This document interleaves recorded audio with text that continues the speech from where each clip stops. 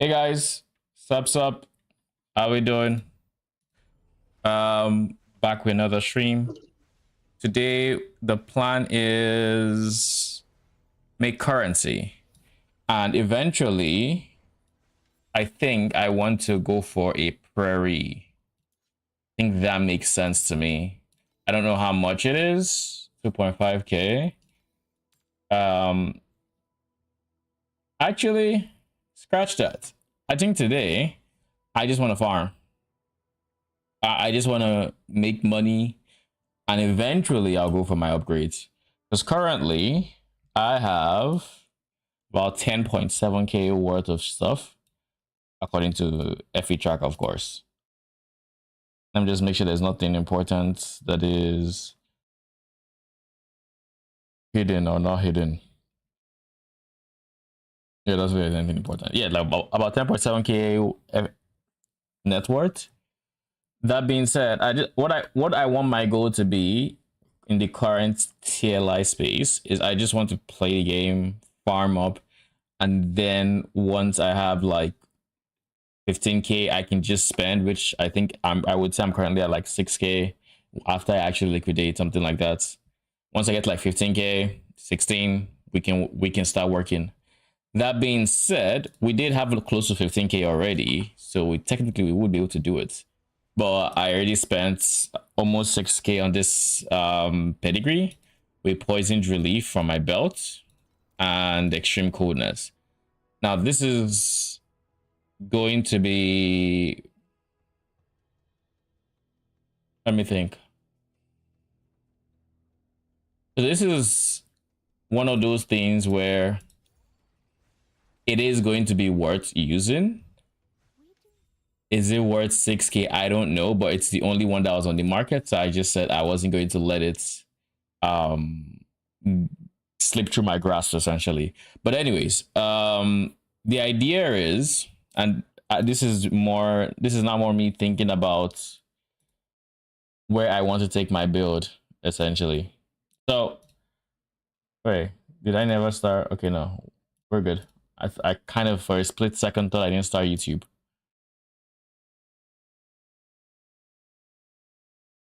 Anyways, where I want to take my build is I want to eventually swap out of a Space Rift setup into a Pedigree setup. And that kind of entails a few things. That entails getting Rotted Taboo here, which means I need a different source of Poisoned Relief. So Poisoned Relief is mandatory here. Aside Poisoned Relief, I plan on going, obviously, Pedigree, so a second core talent as well. And then I'm fine with Dirty Tricks here. I could have gone Dirty Tricks alongside Poisoned Relief, but I felt like that would been a lot more expensive. I will need to swap out my Circle of Life with Effortless Command, which I haven't actually price checked yet. So let's price check that real quick to make sure we have an idea for how much that's going to cost.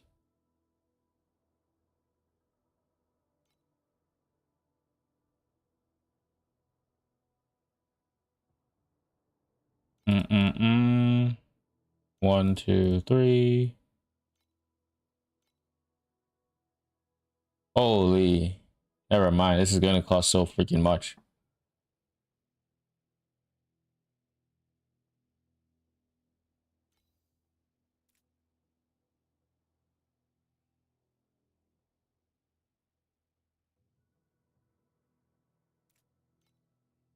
$11.8k at a minimum, 12k. What is my current, say 3x3? I just needed to cover these two. That's all I need. So it just needs to have, it needs to be on the first column. So I think it can be a 2. And it needs to not be maybe a 2x3. But I don't think it can be a 2x3. I think it can be a 2x4. In which case it should be fine. Because 2 would be covering here and here. And a by 4 would mean maybe it goes down to like here. You know, maybe like here-ish. If it's a 2 by, it's kind of annoying that you can't place something here and have it go up. That is the one thing I kind of wish you could do, which you obviously can't. But anyways, 12k for minus what? Defense. Minus defense is like, honestly, it's not as bad as minus res. I'd rather have minus defense than minus res. I'd rather have this one to this one. And then aside that, there's also certain synthetic troops I would like. I realize that there's a mod I kind of want to prioritize as well, so we're going to be doing that prioritization. But like, it's expensive, so I'm not really in a rush to replace my goblins. Not in a rush by any means.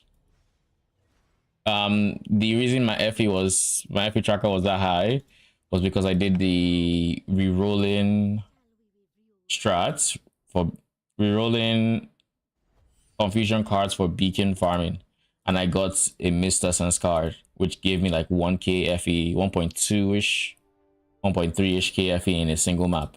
So that was a good map. But now we're back to Clockwork.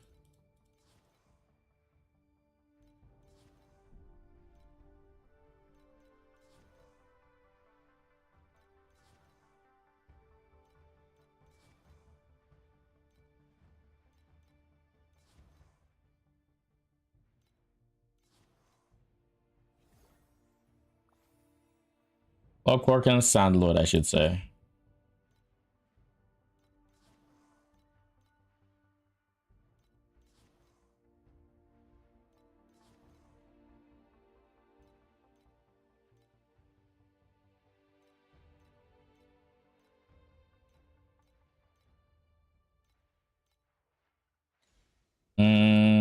I think my shipments are still on their way.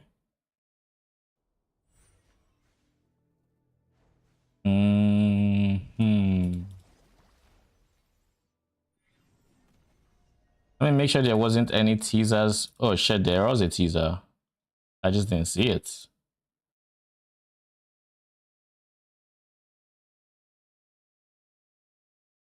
Oh my god. Scratch that. We have patch notes. We have fucking patch notes. I forgot. You know, in my head, it was tomorrow. I guess that explains why Gaza is still live. Holy. Patch note time. Patch note fucking time. I think I changed my stream to PoE 2. Because realistically, I'm gonna be on this for a bit. But let's just see. Now I think I changed to PoE 2.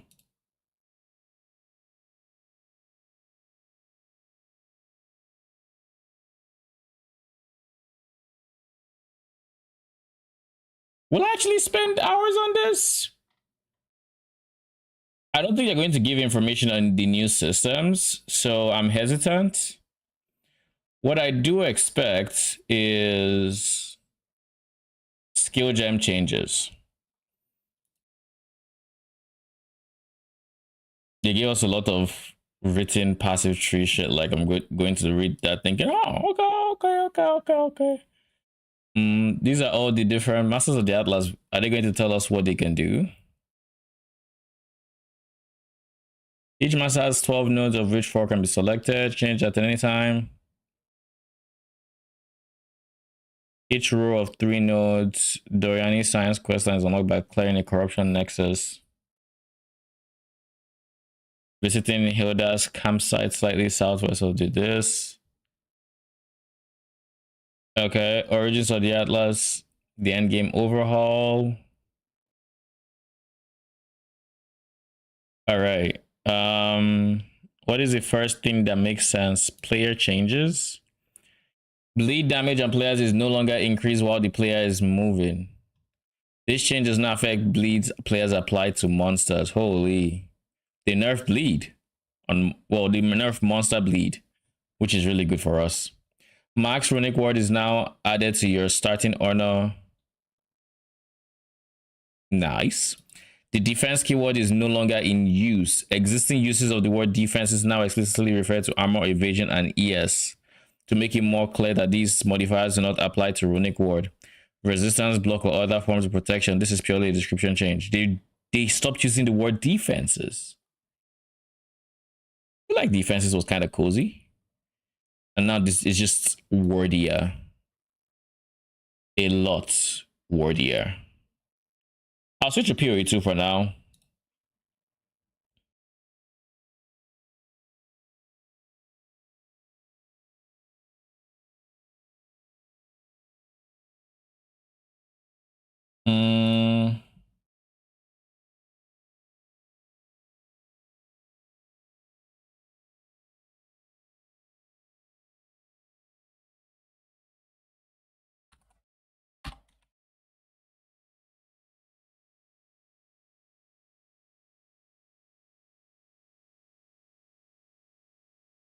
And then we'll do the same thing on stream.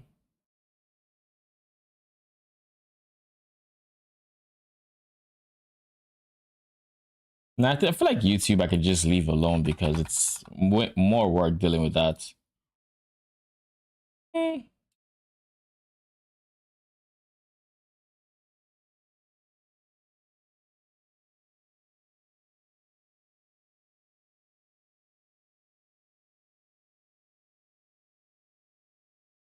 That means we also have to change the thumbnail if we're going all the way.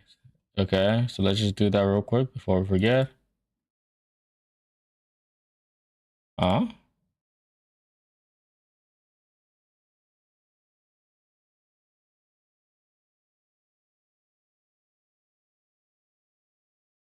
There. All right, everything's done. We don't have to think about it anymore.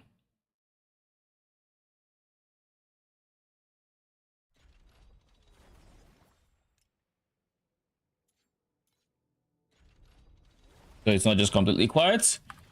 And then let's continue. Only a single leech instance per resource can apply at a time.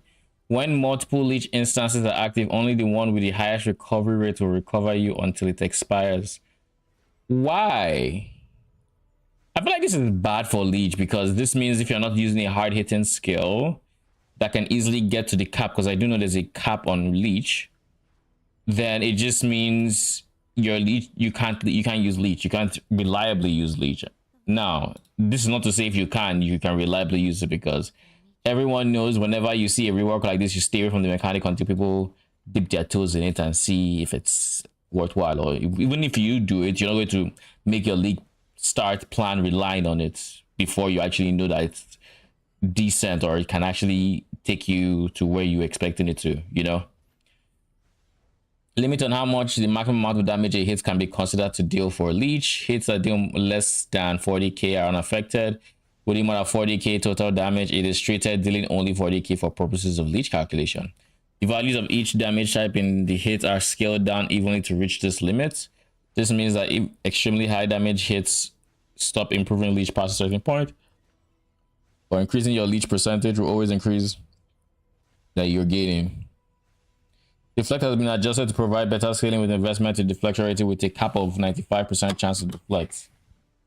Why would you cap deflection at 95%? It should be 100, but what do I know? Like deflect is just 40% less damage taken. Why the hell is it capped at 95? Like, why can't we just have a 100% cap? You have evasion, then you have deflection, and all of a sudden, and you're just on RNG mode. The moment you fail the evasion check and you fail the deflection check, you're just dead. Not to mention it wasn't easy getting to the deflection, like high deflections. Now it should be easier, but like that just wasn't a great experience overall, right?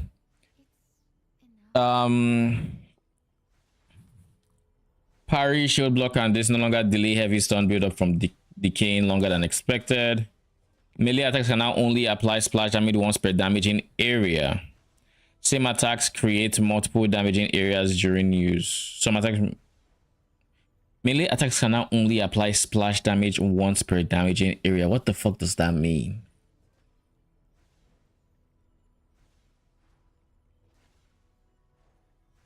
When minions are removed due to resources changes such as weapon swapping, newer minions are now prioritized for removal over older ones to avoid wasting minion code and abilities unnecessarily. Okay. Minions affected by Last Gasp support or Tekrod's Revenge and totems affected by unnamed Heartwood Oracle notable passive skill can no longer die during the effect from taking further damage. Holy, this is huge. This is actually huge. Oh, okay. This is a giga buff for these two gems. Last Gasp is now very premium. Holy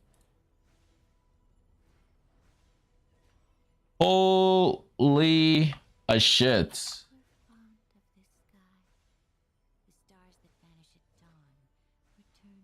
They removed Infernal Legion 3? Okay.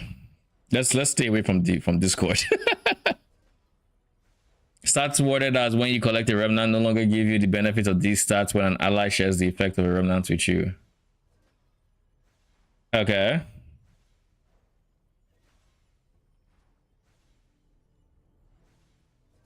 So basically you don't count as obtaining a remnant, but you still get the effects, is I think what this means.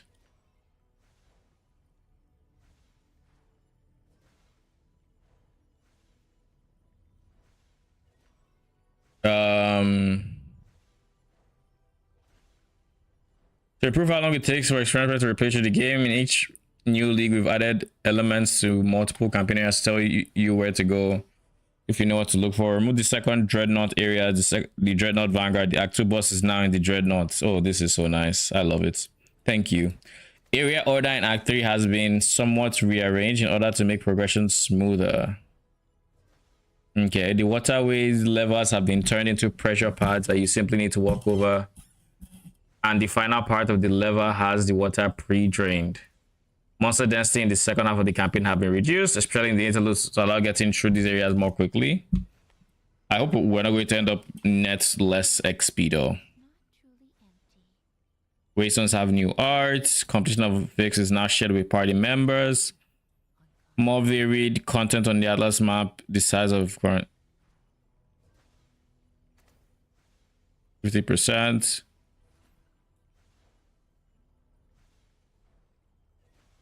Added new Omen of Chaotic Effectiveness. While this is item, your next also will replace all modifiers on the Waystone that do not grant. Modifiers that do not grant monster effectiveness. So you just will not get monster effectiveness. Chaotic Rarity, this have been inverted. Instead of guaranteeing the new modifiers are of the type, they instead prevent the modifiers from being. So now you need 2 omens instead of 1. And then they also added monster effectiveness as a modifier as well. Huh. Interesting. So that should keep those prices a bit higher because you're using more omens than you were before while rolling your maps.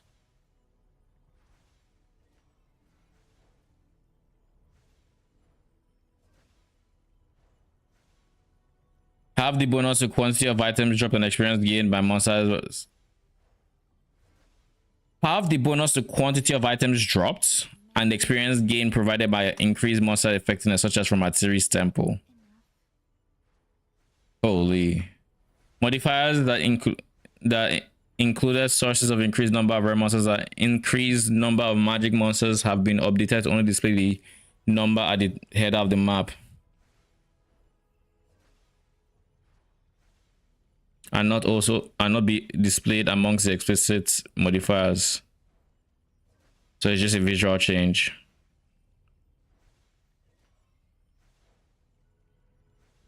Modifiers to pack size now also provide a chance for an additional rare monster. Holy, so if you get up to 100%, I think the way pack size works is the higher percent you get, the higher the chance of you getting an extra monster. So before, 50% pack size would mean, you know, a pack has 50% chance to have additional monsters, something like that. Or I believe that's how it worked in any case. So, but it never affected rare monsters. Even if you were to get to 100%, you would never see an extra rare monster. So I think this just makes it so you will see it.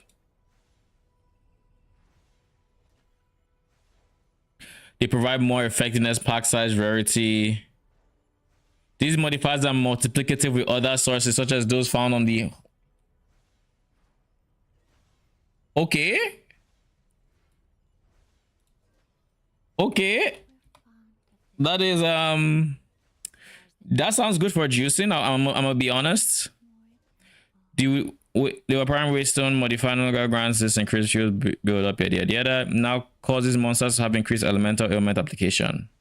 So they change modifiers. Tablets can no longer be used on maps that cannot have extra content, such as unique maps. That's fine. Some items and content now required specialize in them through Atlas passes, including exceptional. So you can't drop exceptional items unless you spec into it on the Atlas. Same as fracturing orbs and precursor tablets. Huh. I wonder what this means for farming. I know we can have all the points, but I suspect that you're going to be in those choices where it's like either or, right? That's my suspicion at least. Let me remove that overlay, by the way. I just realized it's there. All right, campaign replayability, player. I think we've finished all of those. Then we have a whole bunch of new items and lineage gems. Vorana Siege, Utrecht's Constellation, Tangmazu's Terrible, Prototype 17, Eshes Prowess, Katha's Brilliance, Brislow's Amalgam, Arbiter's Reach.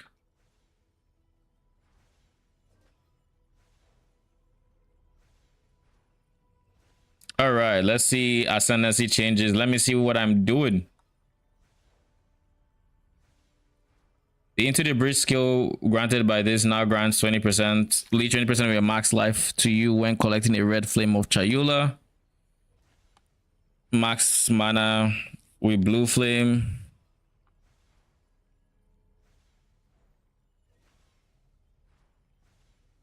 Remnant pickup range to the range at which flames of Chayula can be seen.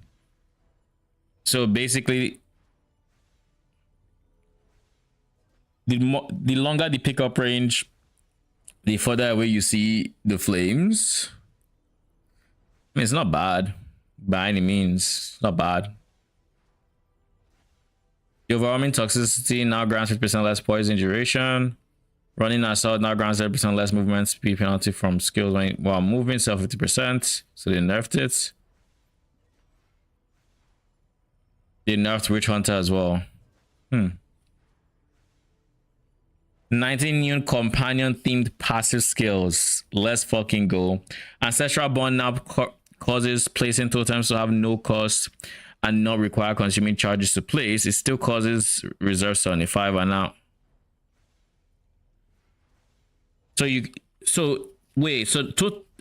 Tatiantel is probably happy with this.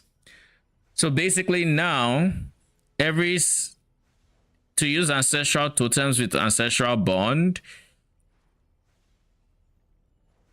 it removes the endurance charge cost of that.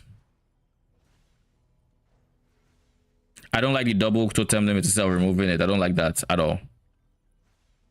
Trusted Kinship now grants more reservation efficiency of companion skills, less reservation efficiency of non-companion skills.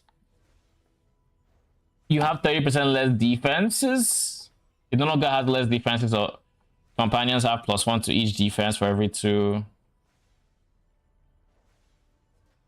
Does this still give you the second companion though? Isn't Trusted Kinship the one that had the second companion? Or am I mixing up with something else?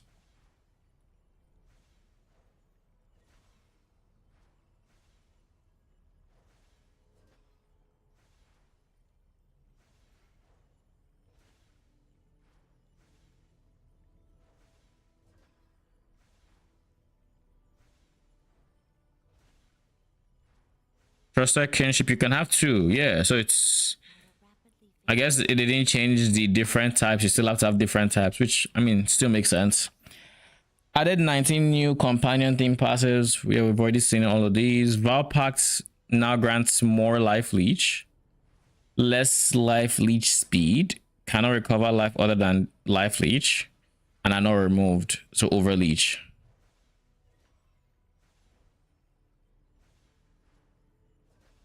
Okay, I feel like this is a nerf, but like it's a nerf. Commanding Rage notable now grants 2% increased minion attack per 5. What the fuck?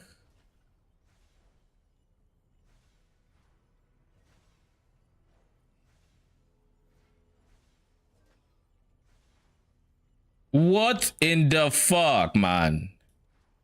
They giga nerfed this shit. What the fuck?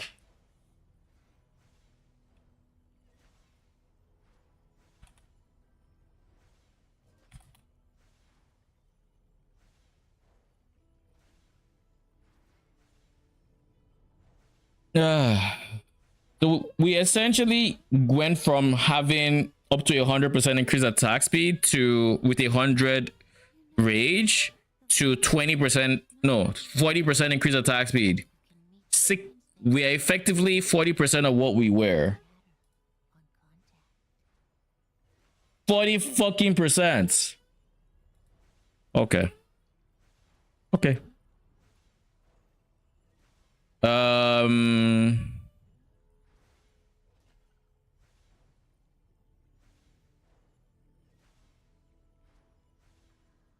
They also nerfed the convalescence, by the way. But this is a notable pass and not the gem, so 40% faster start with 20%. Kind of rough, but I mean, we knew ES was getting touched.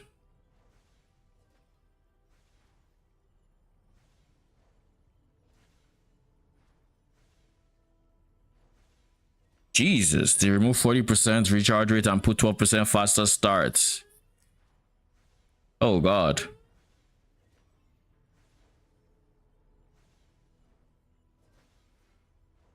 They really went hard on ES.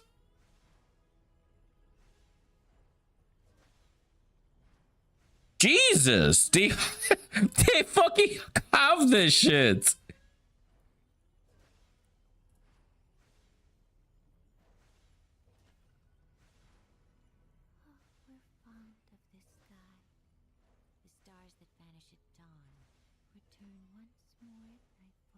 ES is shit is in trouble. Shit is in fucking trouble.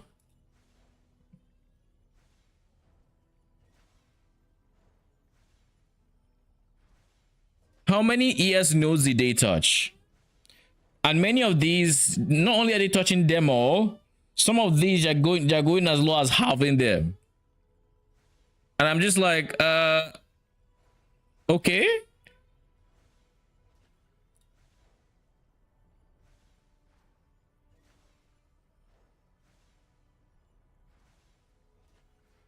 All right, skill changes.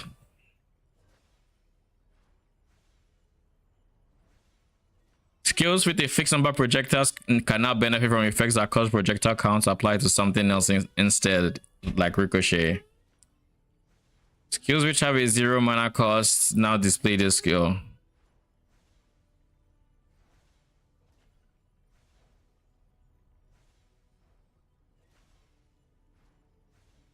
Okay, that doesn't matter too much. Ignites inflicted by targets by oil ground has been ignited, can no longer compound or cannot be compounded with, but like ignites from the same skill use. All command skills have 50% move speed, so that's a command skill buff. They kind of buffed. Shouldn't this be under ascendancy though? Why is it skill change?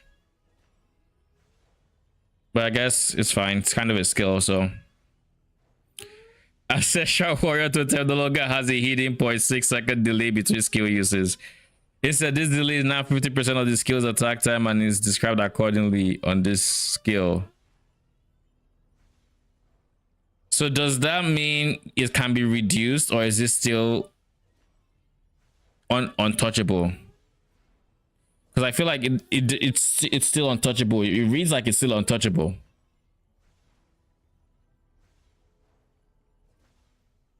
They buffed banners. Goes down. The interval between this is no longer a duration. It now has modifiers to cooldown recovery, so apply to Ghost Shroud. Gain frequency.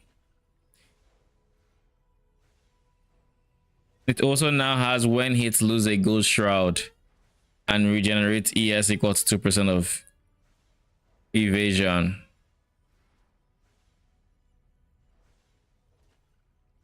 So they made it, they stopped it from being instant recov and now it's a regen.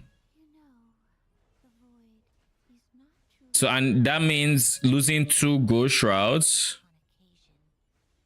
does nothing. That's Ghost Dance rather.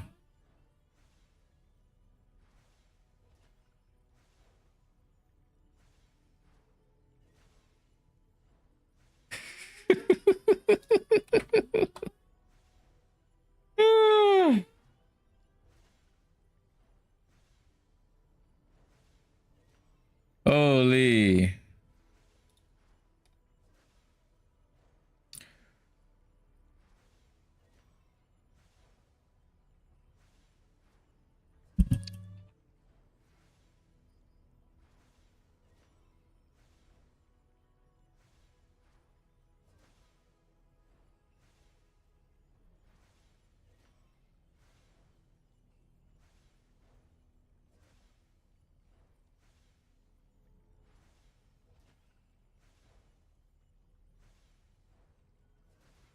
All right, well, let's continue. Mirror refraction at series Runa has modifiers also apply to mirror appearance frequency.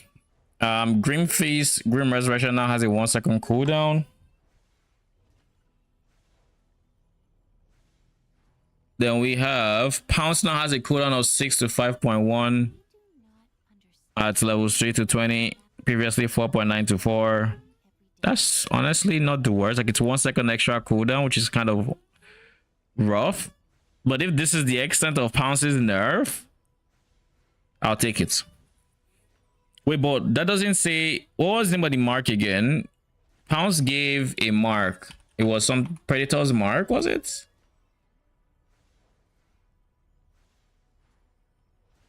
Pounce.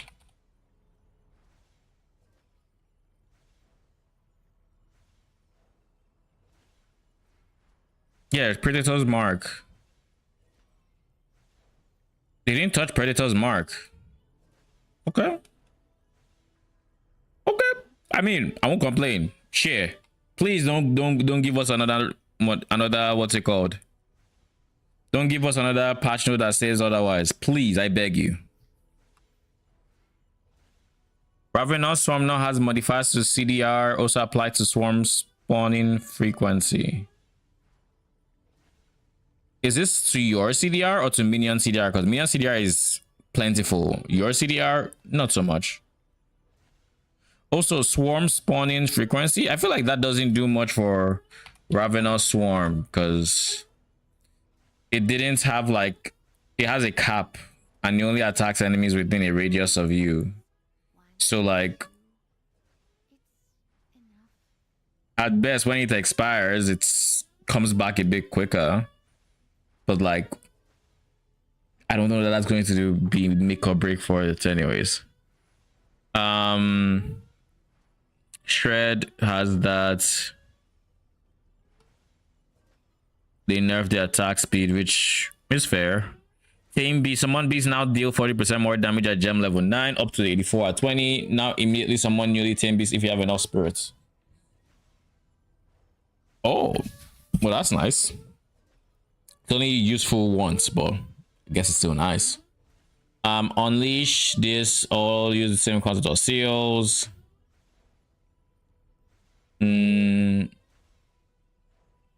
Batailleers is going to get fucking gutted. Let's see.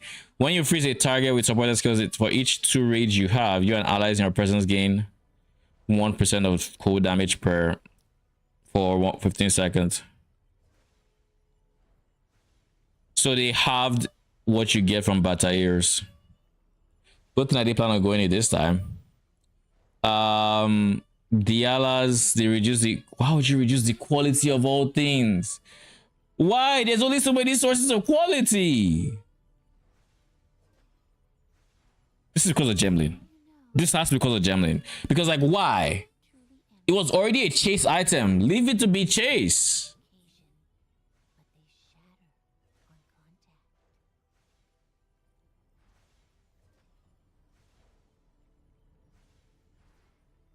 Infernal Legion now grants minions from this take 10% of their life as fire damage per second, which is a lot more manageable. Now we can actually sustain it.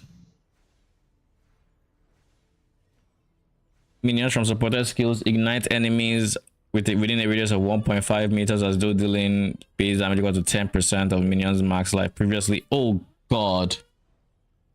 Infernal Legion just got gutted. GG. No one's going to touch Infernal Legion now. They just have the base damage effectively. What the fuck is going on my building? Holy. Thank God for you finish saying that. Anyways.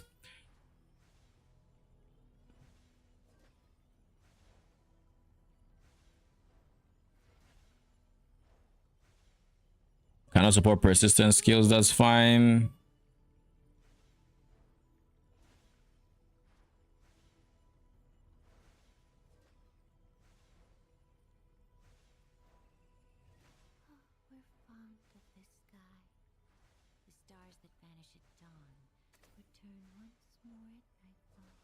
How do you even sustain this? 30% of your life per second? I guess it's not per second, it's per skill use. That's rough. Rage 1, 2, and 3. What do they do again?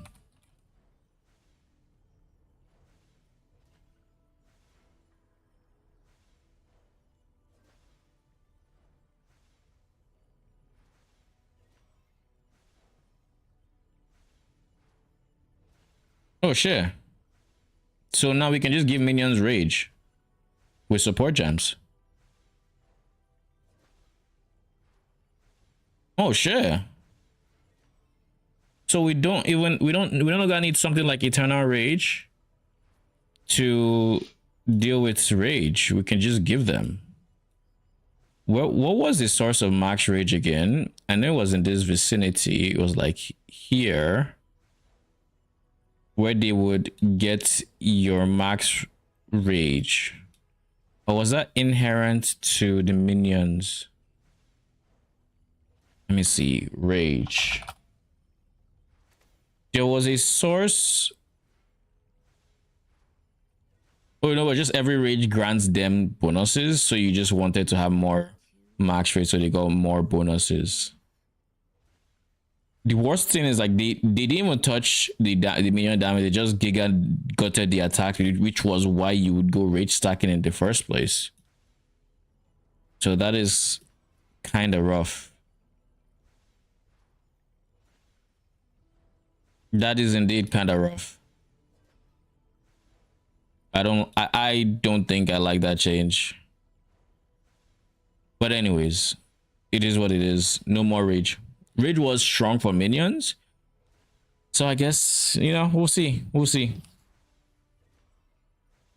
What else do we have here?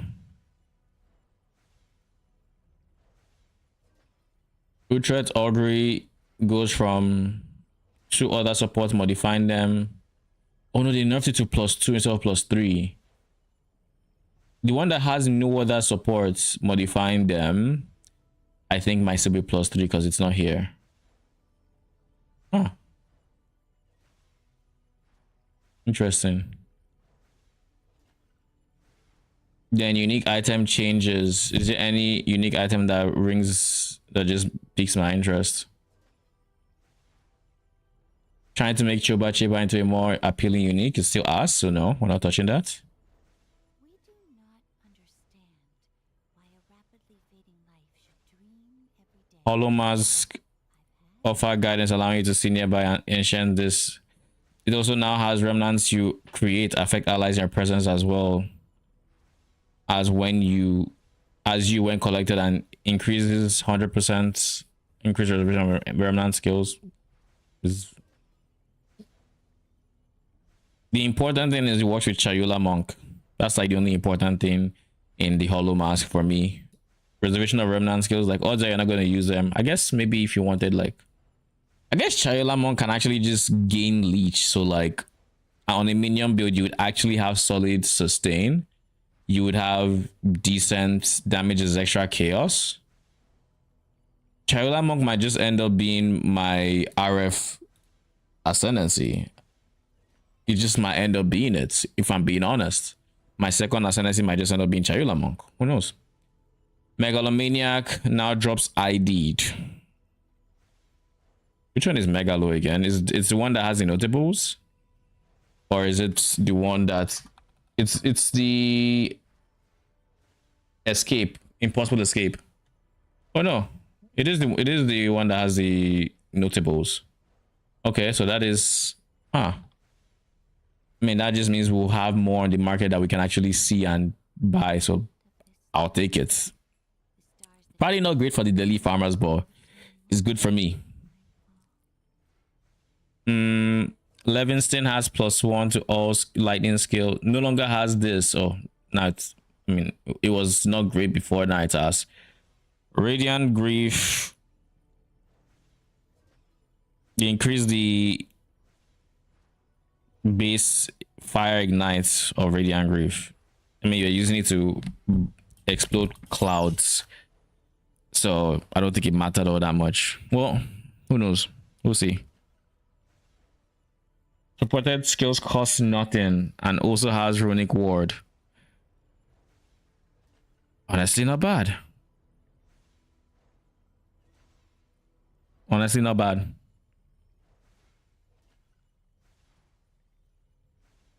Greater and perfect currencies have been made somewhat rarer, with transmute and augs being made significantly rarer. Okay. They nerfed them as well? Divine drops are more common. I don't know how I feel about it, but I hope it's only greater transmute and augs that are seeing this change, because that's definitely something.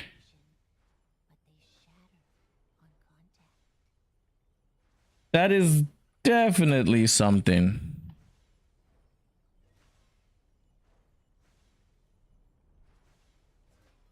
Added the new minion splash. We have melee splash now. Wait, where is it?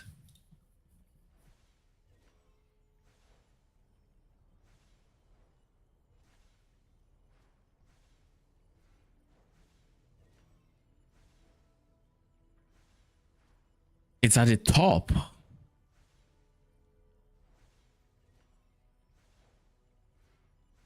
Holy shit. G fucking G. We did it, boys. We won. we'll take the we won. Holy, that is actually so big for brutes as well, thinking about it, because that means they can now more effectively apply stun threshold or stuns in an area, and that means Reavers just got big stonks. Reavers, I think, are the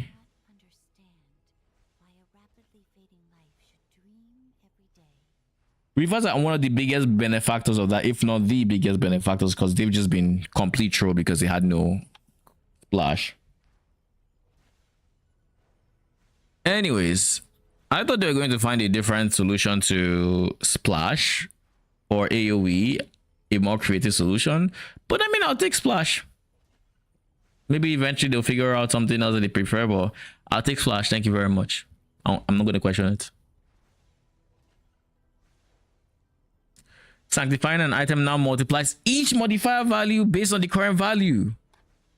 So that means once you hit a 1.2, you just hit a 1.2 on every fucking stat.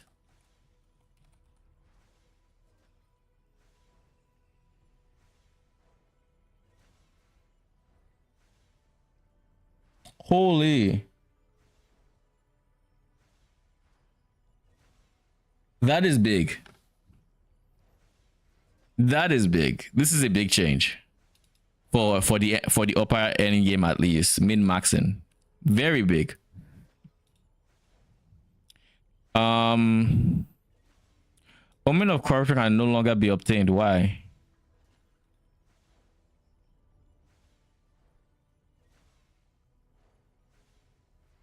We're fond of this sky. The stars that vanish at dawn return once more at nightfall. Wait, did I misread this? It's based on the current value, so you have to have a high road item. You have to have a high road item already, so that when you get 1.2, it actually matters. It doesn't matter for stuff like levels, I would say, but I feel like levels are already going to get nerfed in terms of the value they can provide. Like we might not be able to get levels of level that will be like that 1.2 might give us +1. That's a possibility. What of armor granted by items has been increased. Evasion, same thing. Yes. 07.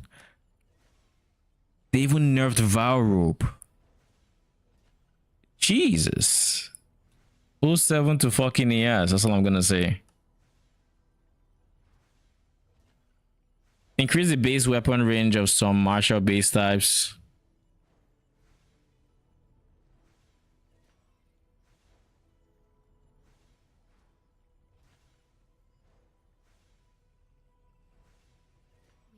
Alternate quality items for breach catalyst can now be salvaged to return a portion of the catalyst used. The plus to level of all melee skills on two-handed now has a value of +5 at tier 1. Previously +7. Lower tiers have been adjusted. Purge skills on two-handed is got the same treatment. Level of all melee on one-handed is +4. Purge on one. That means one-handed might honestly. No, it still wouldn't compete with two-handed simply because of flat damage, to be fair. Unless you don't care about that, then there might be a universe where you go for a one-hander because it allows you to use the offhand. Because quivers now have +1, so you can actually get the same +5 you get on two-handed with a quiver, but quiver just has more stats than a crossbow. If you can use a quiver, that is. If. Big if.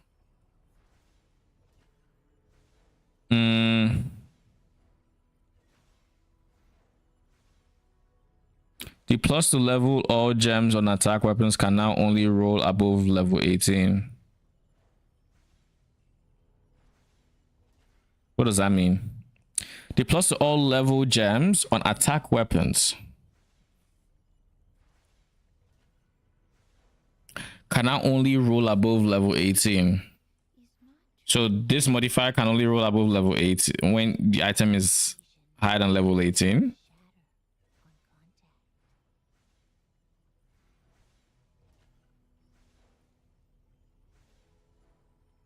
They just giga gutted ES. What the fuck, man? Everywhere it's just ES nerf, ES nerf, ES nerf, ES nerf. What the fuck?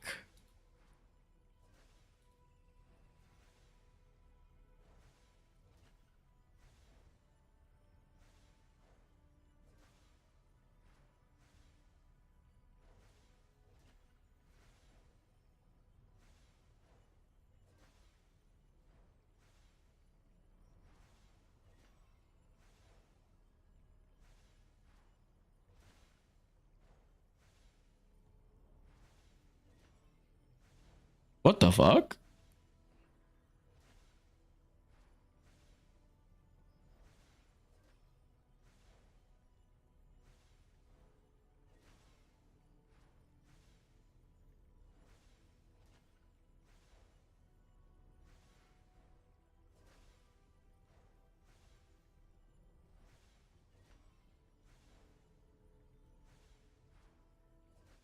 We're fond of this sky. The stars that vanish at dawn return once more at nightfall. Anyways, some people are special. Some people are very special, is what I'm gonna say. Anyways, as I was saying, ES is in a quite the spots. All idols can now also be socketed into scepters, cost duration, cost efficiency.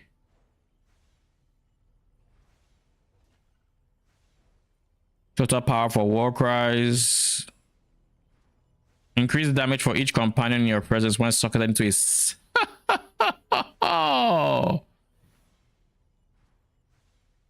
Oh, this is gonna be an expensive idol.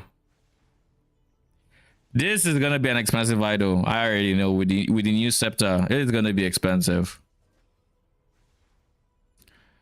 Idol of Ralakesh while in scepter. 8% MS while in scepter. Ah. Okay. Increase AoE when this reservation of companion skills when socketed in helmets. We're going to use Bear Idol and we're going to use Idol of Ralakesh, I believe, both in helmets. Currently, and let me just confirm this real quick.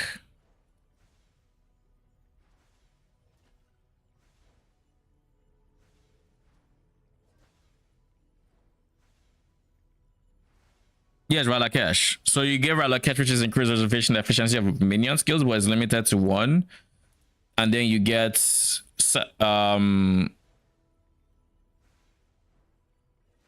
Bear Idol, which is, you know, reservation of companion skills specifically while in helmets. So then your two socketed helmets are big value, or one socket helmet and then belts, you know, darkness enthroned and all that. Increase accuracy. Are there idols that didn't have a limit of 1? Because I feel like this one would be limit of 1. Allies in your presence regen max life per second in scepter. Can I just say this was just dumb that they ever thought this was enough? 8 life per second. What the fuck are we meant to do that? What are we meant to do with that? 8 life? Huh? But okay. Understand why a rapidly fading life should dream every day. I've had all those dreams. Other socketable idols in this item also grant their bonded modifiers when socketed in body armor. That is crazy work. That is crazy work.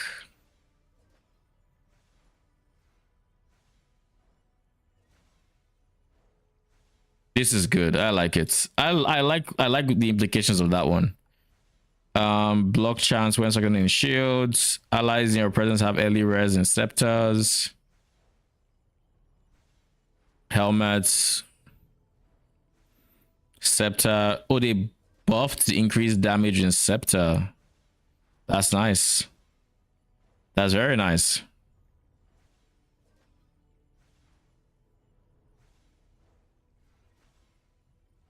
%50 increased spirit might honestly be decent for regular minion builds. Might be more premium as well.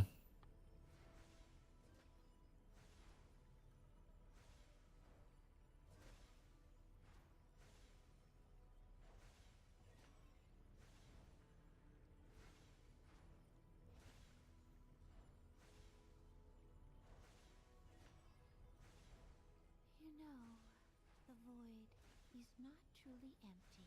Mm. Meet your friends there on occasion. The calling threshold for normal monsters is now 35%. Monster leech resistance now starts at the later level. And values are low at every level. All monsters have same amount of leech resistance. Essence monster packs are now affected by modifiers to pack size. I mean, I feel like that doesn't do anything for... Wait, no. Pack size cannot affect res. So by scaling pack size, you can now get more essences. Okay. As mirror spirits that are released from monsters now retain their power and empower the spirits released from the monster.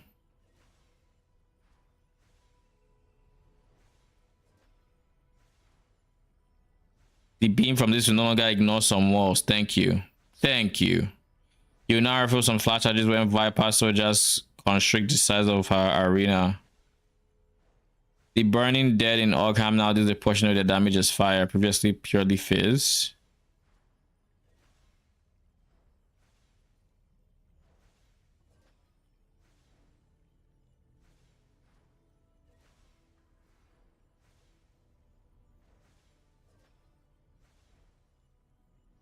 That's good. This is also a good one. I like this one.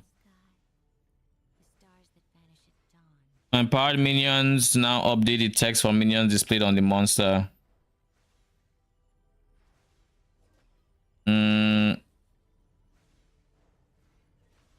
Rage stuff is in character panel. Favorites are there. Empty exchanges. Bugs.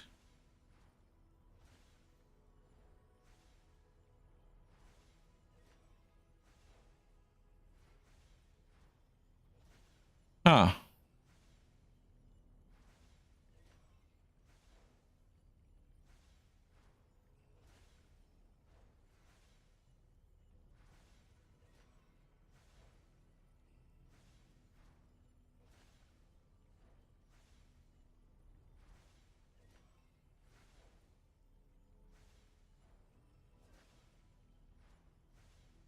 All right. That was a lengthy patch note, if you will. Very lengthy.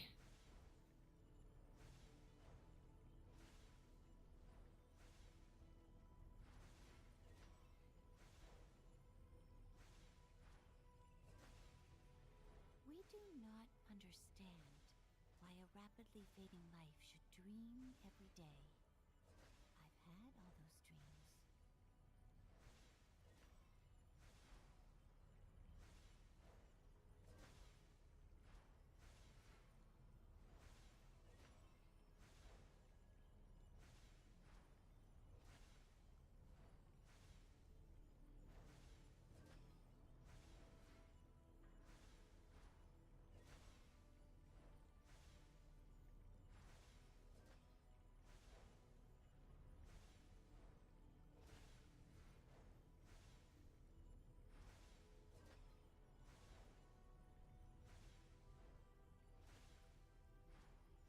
Man. Some people. Anyways, now that I'm done getting distracted by that, we can play TLI. What are my thoughts on these patch notes? These patch notes were they were definitely something. they were something. I pity anyone who is trying to make ES work this league. You are going to be miserable. You are going to be so fucking miserable, it's not even funny.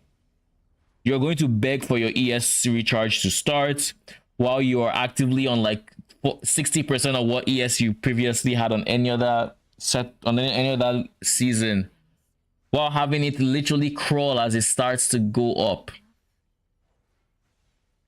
Oh, I'm not touching ES this league. What the fuck did I just read?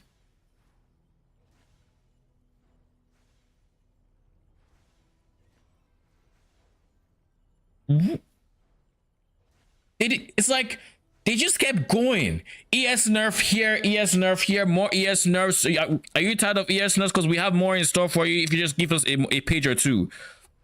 You said ES. How about some nerfs? All right, more nerfs. Cool. There you go. More nerfs.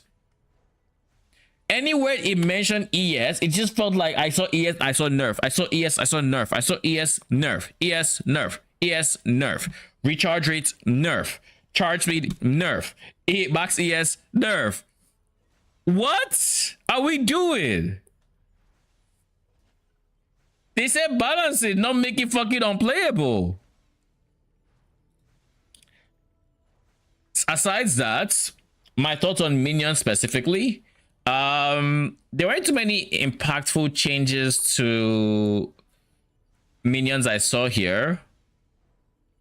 Melee splash is huge for Riva, so Riva just ate very good from this patch.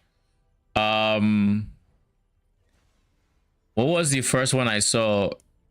Companions are also, of course, eating good.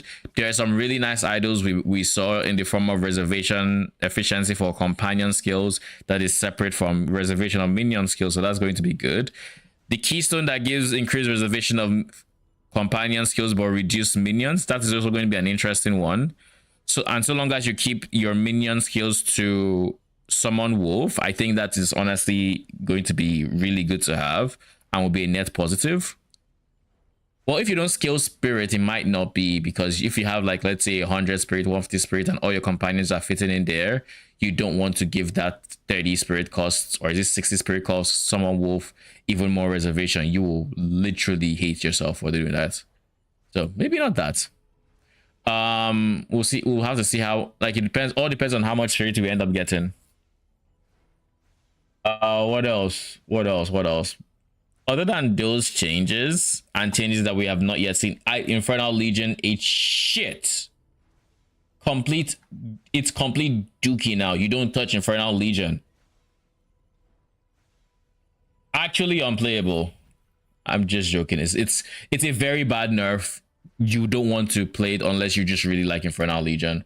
I would say Infernal Legion is... They essentially just cut your damage in half. It's how you should read this patch notes. They made it easier to sustain, but they just cut it in half as well. Tech Rod's gaze being buffed as well means, as well as melee splash, means the biggest winners of this patch notes are Skeletal Reavers without the shadow of a doubt. They ate very good. Wolves got nerfed because of all the changes to Rage, attack speed from Rage, Rage nerf from Batailleurs, you know, all these other things.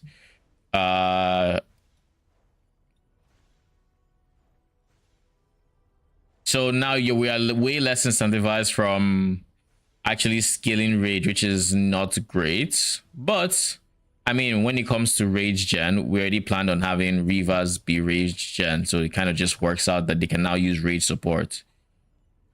Rage 3 gives attack speed when not on max rage, but they will be on max rage without even using the rages. So, and they don't have to worry about dying with tech rods. So literally the moment they go on tech rods, which is instantly, no, not tech rods, it's tech rods revenge. What on earth is this? What in the stocks? Huh?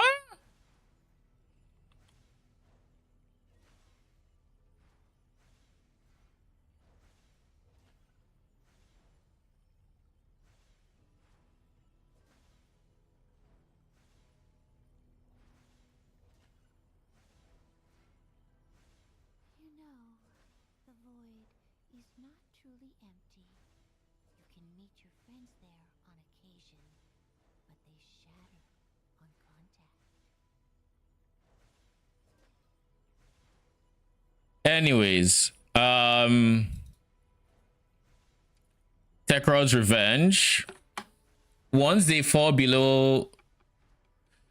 actually fall below whatever life, now they have Soul Eater. Not only do they have Soul Eater, they are going to be alive for the next 20 seconds, and then they have just 40% increased attack cast speed. Like, Tekrod's Revenge is going to be stupidly strong on Reavers, like very, very strong. So Reavers got Tekrod's Revenge buff, they got melee splash, and those two alone are very, very, very notable. And then I think Rivas also got buffed last league with just, is it quality? Was it quality? What does your quality do? Increase effect of rage. So you can actually quality stack on them and they just keep getting increased effect of rage, which is, keep in mind, rage is 1% more attack damage.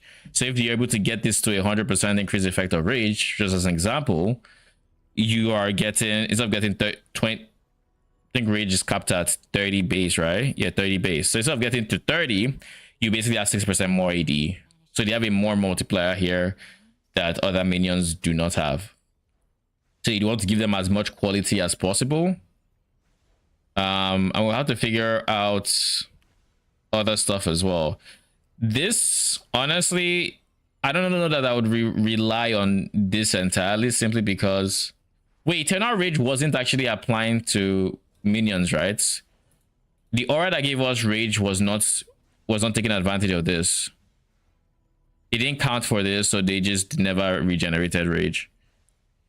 We'd have to manually regen rage if we want this to work, unless it's a bug and they fix it. Nope.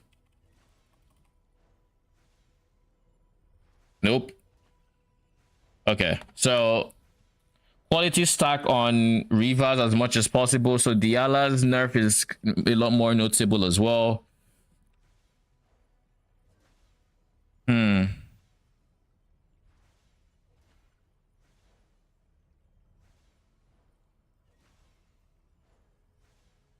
They gain increased attack speed based on their rage.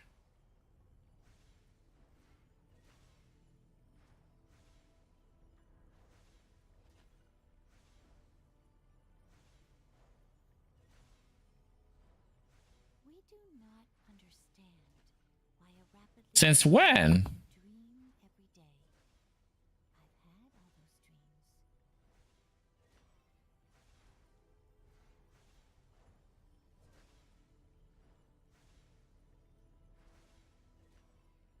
Anyways, these are by far the biggest winners. By far.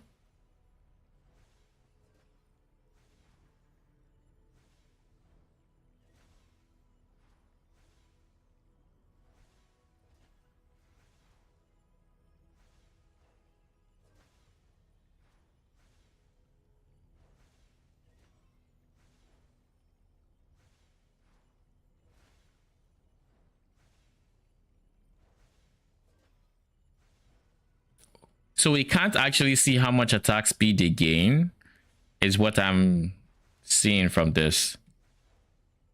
Because there's no... there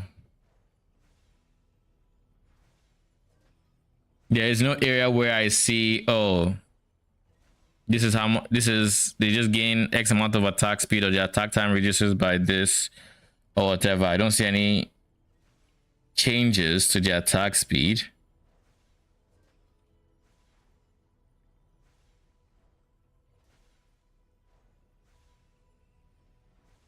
We have many friends.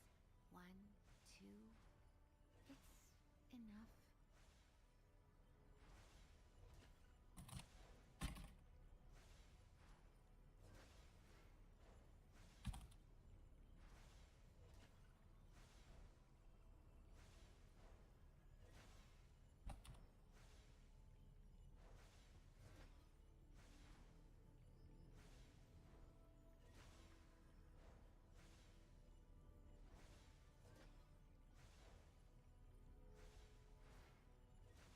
Rivers are definitely on the fattest winners when it comes to minions. I am curious if this means I'm actually going to check them out this league, and what that essentially means for me. What is an ascendancy I think will be very interesting to play Rivers on? I think I mentioned Chayula Monk for RF. That is probably something I will end up doing. But for non-RF, I mean, Chayula Monk can still work, technically. But we can do Lich for Rivas. That's going to be pretty efficient. Infernalist, of course. But I think Rage scaling would probably be the best. Because I would then have Rage, they would have Rage, everybody has Rage, you know, rage, rage, rage, rage, rage, rage, rage, rage, more rage, even more rage, and so on and so forth. Because we want them to have as much attack speed as possible and as much damage as possible. We don't care about them dying because tech rods got that buff, and so this rage would be huge. What does shaman offer again? Aside, it offers free rage gen, which is fine. Spirit for each of your empty charm slots. We don't touch that. Bonded modifiers is a no-brainer. Adaptations is decent defenses, if I remember correctly, which is just less elemental damage taken, as well as 10% less damage for every subsequent hit. Every subsequent elemental hit. I guess so, not every, for the biggest one you've taken, you just take 10% less of that as well. So like more than 20%. Well, it's worse than 20%. It's actually like probably like closer to 18, 19%. Probably 90% actually. And then this is some phase damage taken as, I don't know if we touched that, if I'm being honest. Exposure, apocalypse. So realistically, if I really wanted shaman, which I don't even know why I would, I'd have to go 1, 2, 3, 4. And I don't even know how much value I'd get from this, but I mean, it's free modifiers, so depending on what, maybe there's some value to be had there. But I'm not leaving charm slots empty. Like 120 spirits is kind of whatever. I'd much rather go Oracle. I'd much rather go Oracle.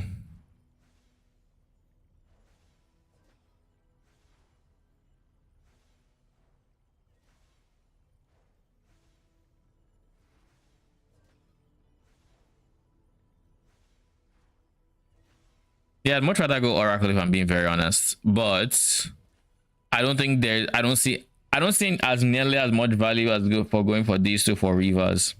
Like these two realistically are just the best. And if you're going Reavers, I feel like I want, actually I was going to say I feel like I want numbers. No, I kind of just want a mana stack, because numbers are still going to be problematic because there's going to be a maximum amount of Reavers you can have on any single target. So you're just going to be wasting effectiveness effectively. So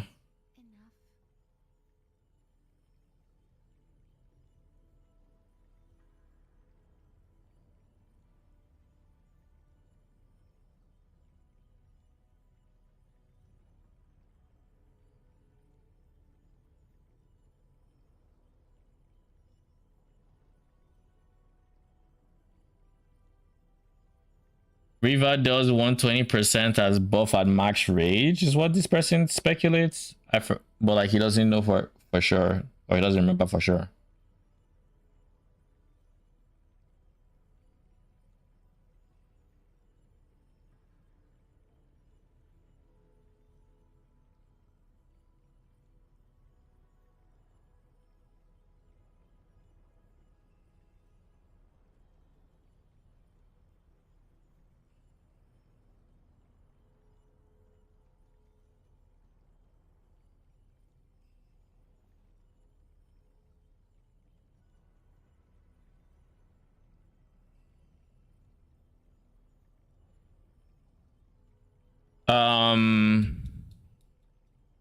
So we don't actually know how much damage they get, is what I am realizing, I guess. Is there any way to give them rage?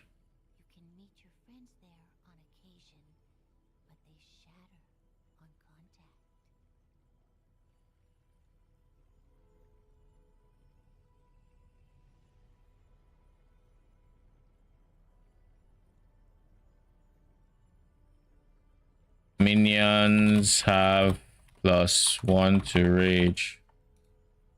+1 rage.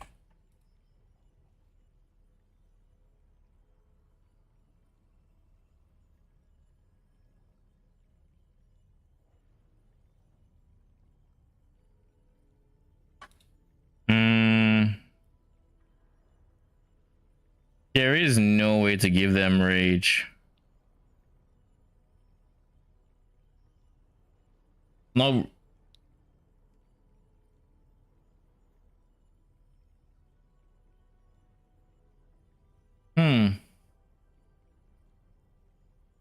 I don't know how I'd see it, but Rivers, honestly, I think I'd go Lich on them. I'd go Lich or Chayula Monk. I kind of don't want to just go Chayula Monk though. Wait. Wait. Hold the phone. What about Tactician though? We do not understand Tactician can run fading life should dream every day. a talisman with Lord of the Wilds alongside giving them added damage equal to 25% of main hand's damage.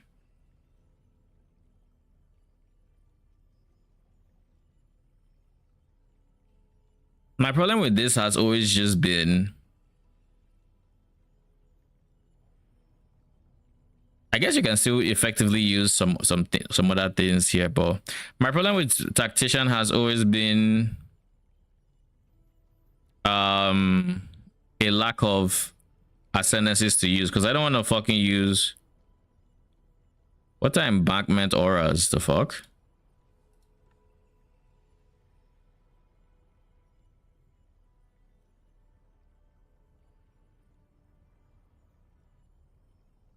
Oh, totem specific buffs, or player specific buffs rather. I didn't even know that node existed. Anyways, if I had to pick Tactician, I'd probably go 1, 2, 3, and then 4. Those are probably my 4 ascendancies. And then I check banners. I feel like banners got changed as well. I feel like I saw banners. Small area effects now provides 12% increased banner area of effects. Previously 15%. They nerfed the AoE. Why? No longer has. Oh, they nerfed the AoE, but they gave it giga base radius, so it comes out with even more AoE. Never mind. That explains a lot. Gives allies deflection rating, so you can make them a bit tankier. If I were to give them evasion rating with, I'm not going to. This is just me just throwing out an idea. You give them increased evasion rating, and maybe it helps them. Realistically, you don't touch it unless you're going on aura bot or something. But anyways, the banners you get is War banner, which is probably the one you would want to use because you're possibly gaining glory, right? On Tactician, so you 100% want to use it. You gain 5 glory a second, so glory generation is very big as a stats that you want. But anyways, War banner gives your allies increased attack damage to the tune of 25% more attack damage, and it lasts a duration which you probably increase. Glory doesn't have any weird mechanics where you can't generate it while after you spend it, right?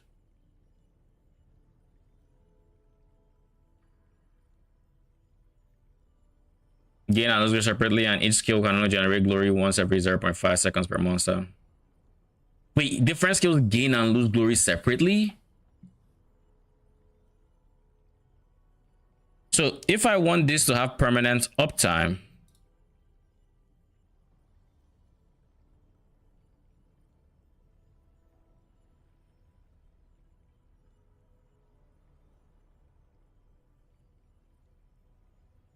if I wanted to have permanent uptime, I need to make sure I can cast it once every 10 seconds. And it costs 200 glory, and each banner I have will generate glory separately. So all the banners I have will all generate their glory separately. So if I can gain 200 glory every 10 seconds, I'm chilling. Actually, more than 10 seconds, because I can give it AoE. But let's just say 10 seconds, that's 20 a second. So I need 300% increased glory generation, ideally, to be comfortable on 100% uptime. But realistically, I'm going to give it more duration, which will then take it to like 13, 14 seconds, and that increases the amount of time I have.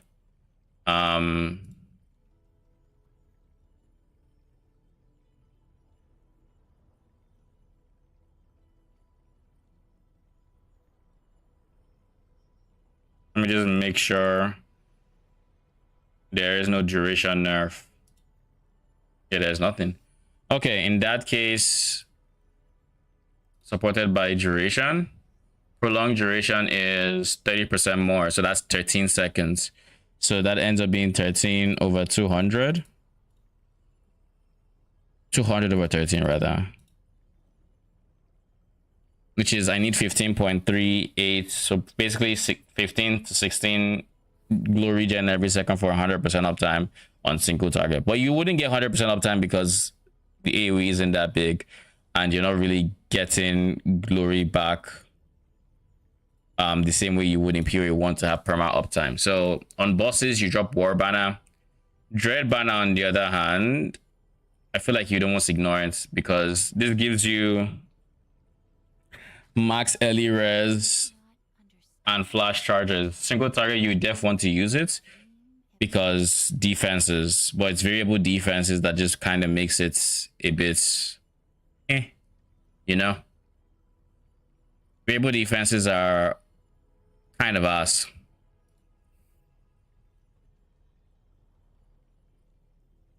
Oh wait, but there's Dareso's Passion, but we can only have one of them. So one of your banners will cost 100, will have 100 glory and have way better uptime, but the others not so much. Defiance banner is kind of the same problem as Dread, which is just variable defense. You know, like maybe you can say every pack you're going to drop it because you generate enough glory, and I don't know. I don't like the idea personally. Like, I like the idea of being able to drop it on single target, but to have 3 skills you only use on single target and all this investment into it, like War Banner 100% you're going to use regardless, but do you really need to get to 100% uptime? You just have to get it to the point where it's enough uptime. It's enough uptime that you kill the boss.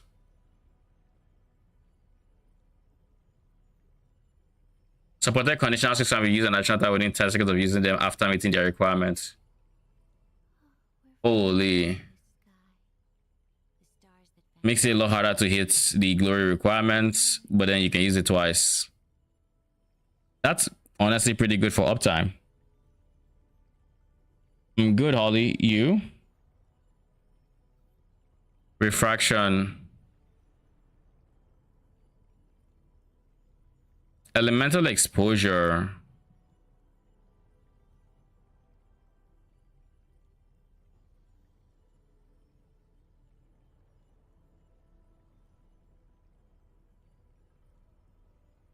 %2 elemental exposure, meaning 2% res shred. Does that mean on if your armor stacking and you get to 80?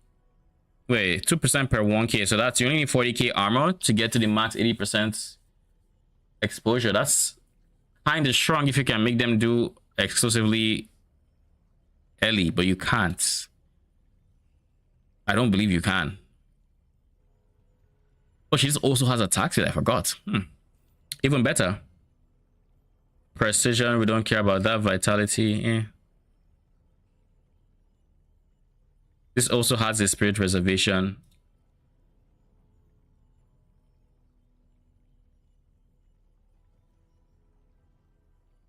We have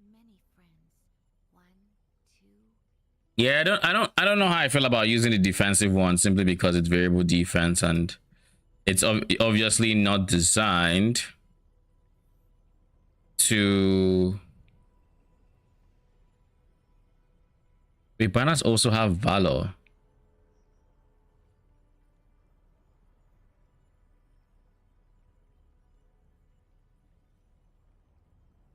What is valor?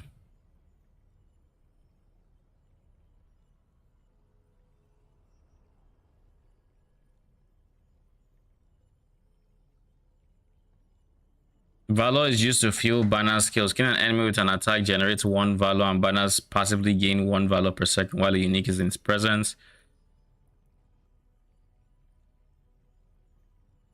50 max valor.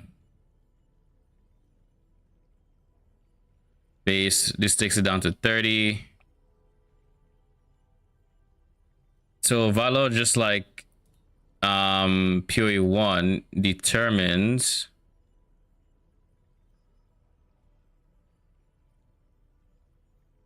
just like in PoE 1, it determines the effects of the actual buff, right? You know, the void is not truly empty. Wait, Friends there on occasion, but this doesn't say anything about valor.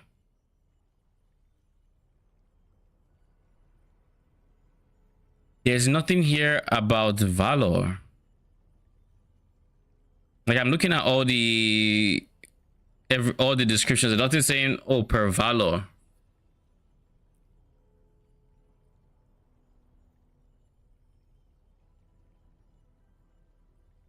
It just says this is the effect. Am I missing something?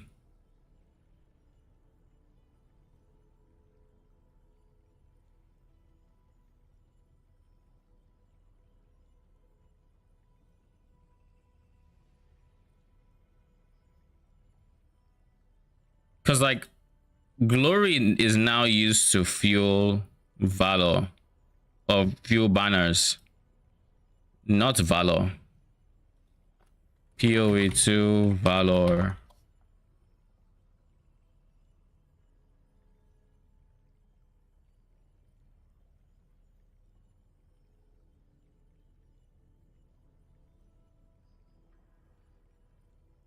I think it's an old thing. I think it's old. I think this is pre-patch note stuff. why a rapidly fading life should dream So this unique needs to get reworked. all those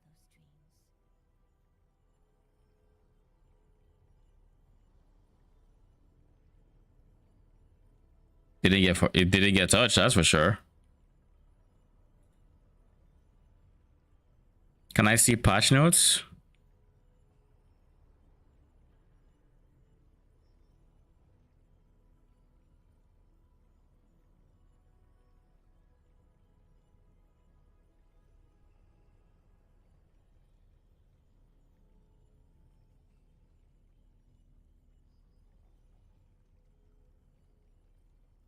I think it used to require valor and now it does not.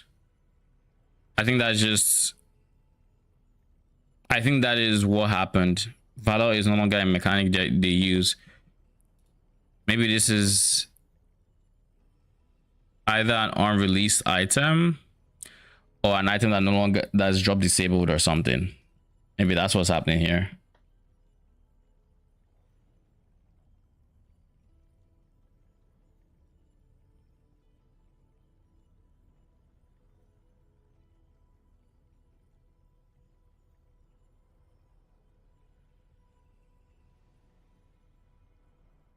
We're fond of this sky.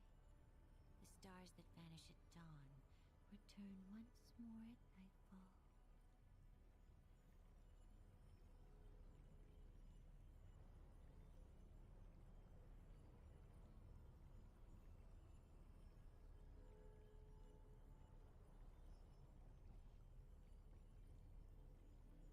Anyways, okay.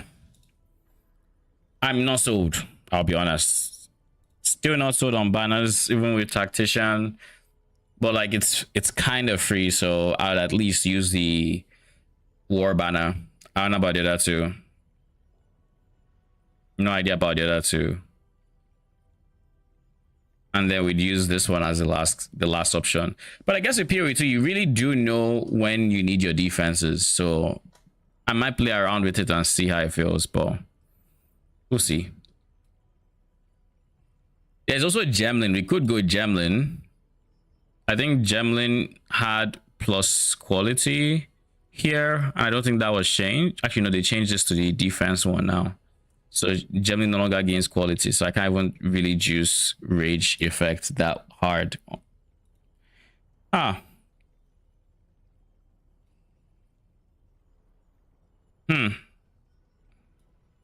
All things honestly are pointing to either Chayula Monk or Lich. I would really like to give them the base damage, but like I don't know if I can justify it.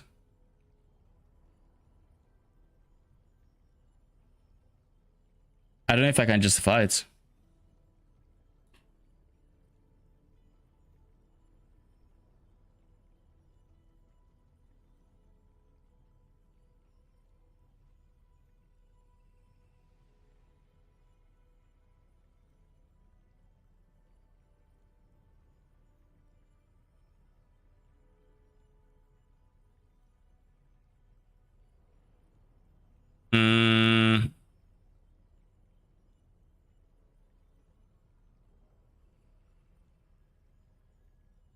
Surely, this is the season. Well, it depends on what melee splash looks like. But if it looks good enough, I might actually decide to play around with the idea of Reavers. Though I still don't really know.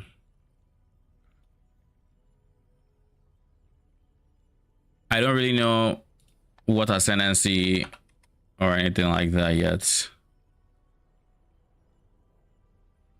Reavers weren't touched, and they nerfed quality stacking, so getting rage effect is going to be rough. And you also can't give them max rage, which is also not great, if I'm being honest. It's not great, but it's not bad, but it's still not great. Fatal Devour move into core. Did I see this?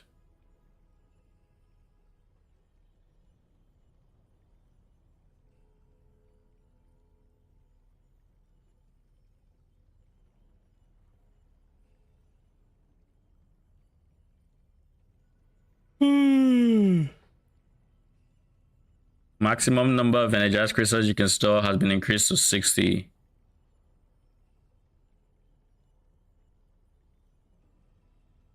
So basically, isn't this just the current max? Well, without meta progression. It's nice to know the meta progression, so that it was actually very ass to deal with.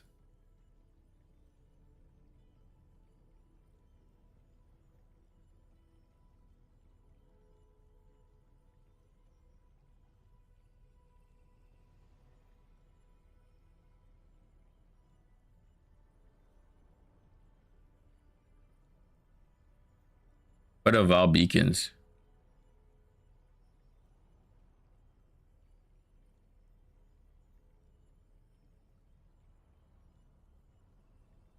We do not understand why a rapidly fading life should dream every day. I've had all those dreams. Everywhere you see ES, man, it's just a nerf.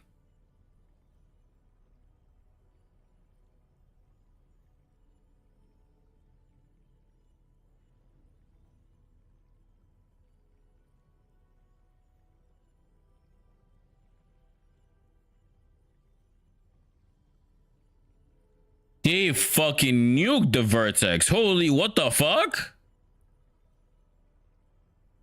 Okay. No more chase item, I guess.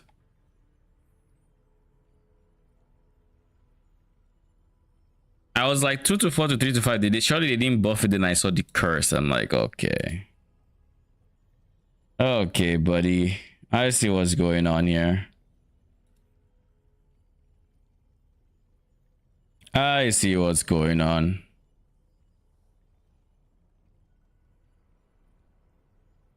Anyways, it's not going to be my first build with the Reavers, so like I don't have to figure out anything now really. But I will say those were without a doubt the biggest winners of this patch in terms of when it comes to minions. The biggest losers has to be IL, Infernal Legion. They just they got nerfed in every way, shape, and form. Like, I feel like they even got nerfed with their weapon swap interaction, right? Because that whole change with the younger minion, actually, that might not affect them. That one is more for cooldowns. It makes logical sense too, do. But I don't think they nerfed the weapon swap tech. At least it didn't sound like they did. They just nerfed IO directly. And of course, Rage. Actually, yeah, Rage. Rage suffered, I want to say, less of a nerf? Rage stacking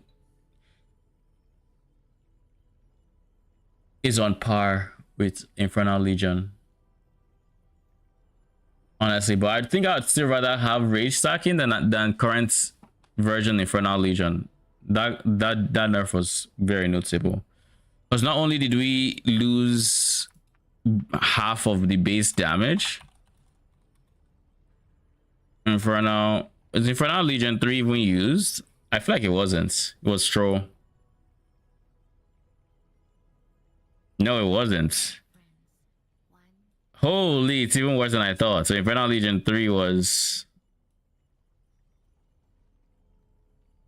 Yeah. Infernal Legion is definitely the biggest loser of this patch.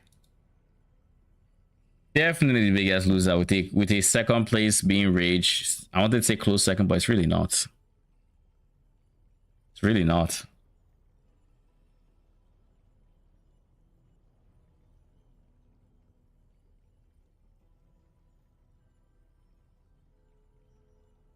Well, good thing I played my Infernal Legion build when I did, and I don't have to care about it too much.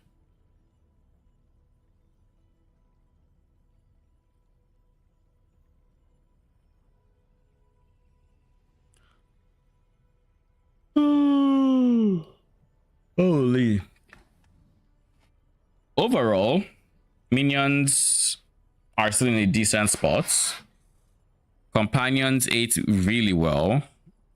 Actually, companions probably ate better than Reavers simply because of from an offensive numbers point of view. But I would say Reavers were the single best winner, the single biggest winners in the form of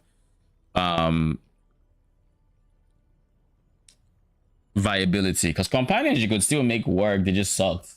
You could still technically play around with them. You could have them be supplemental damage, all these other things. And if you count the uniques we're getting, since we already know the companion, some of the companion ones, we know that they are indeed in a good spot. But I can only imagine what else we haven't seen that might affect Reavers as well. So it's very close which one of them is the biggest winner for this patch. Very, very close.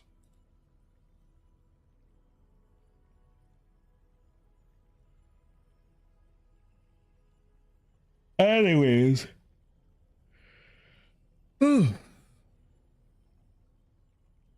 That's I don't think there's anything we haven't covered in the patch notes. So give me a quick second, I'm gonna go pee and then I'll be back.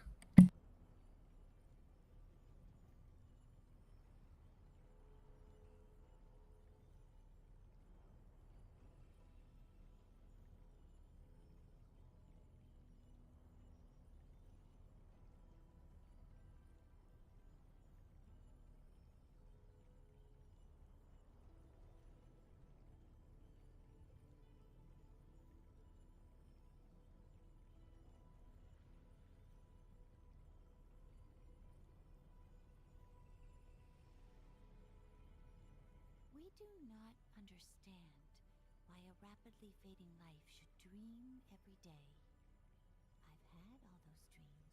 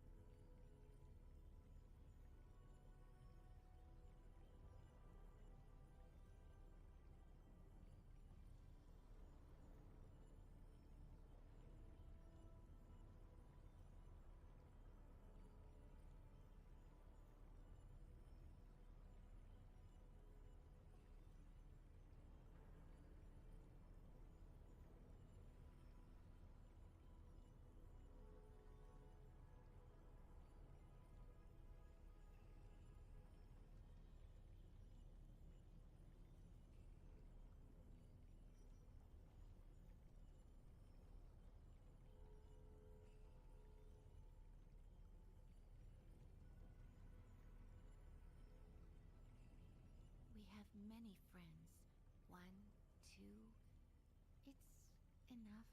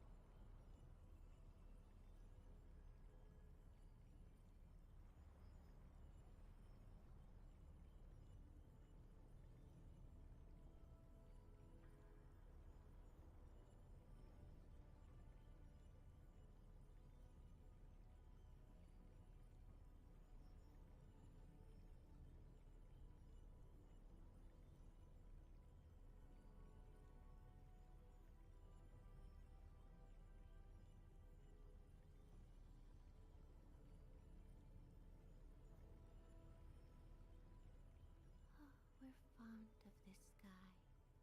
The stars that vanish at dawn return once more at nightfall.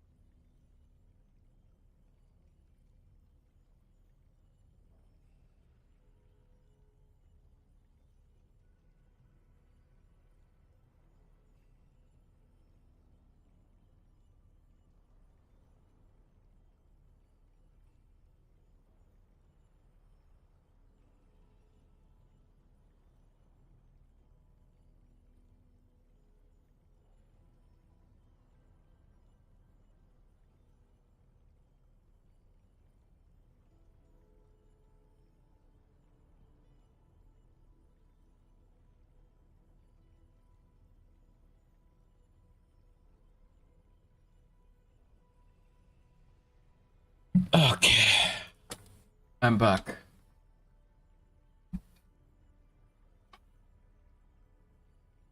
So where were we? We're looking at patch notes, and I'm still stunned by just how much they nerfed ES. Understand why a rapidly fading life should dream every day. I've had all They just giga nerfed this. Giga nerfed it. Like, I'm just like, what the hell?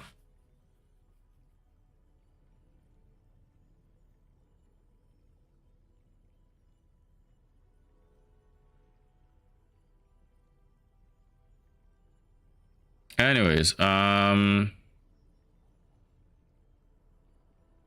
I don't think there's anything else that stands out to me. So we'll have to see what I end up deciding. This doesn't shake my League Star plans. I still very much plan on starting Spirit Walker and going Companion. I have no idea what D1 is going to look like though, in terms of builds. Because that means we have to go Companions early on without this Scepter that gives us multiple Companions. And that in and of itself is going to be rough. So we'll have to see. Probably just end up going regular we can't go regular minions because every node here is going to be companion related. So if we want to be minion related, if we want to be a minion build, we have to be companions. So that means we'd be rushing for trusted kinship so we can have 2 companions and then have the 2 companions plus the bear, and I think we'll just go from there. I think that's like my current just rough plan to start with, and then we'll wing it from there. I think that is the extent of which I'm going to plan. Anyways, time to switch to TLI, or actually go do some farming. Give me a second. Let me actually switch my stream stuff to TLI stuff.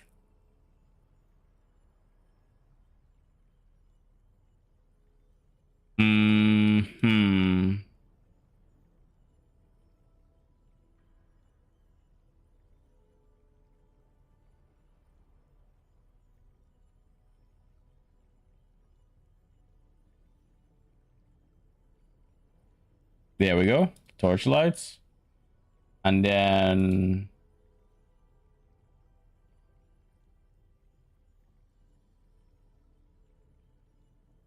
switch YouTube back.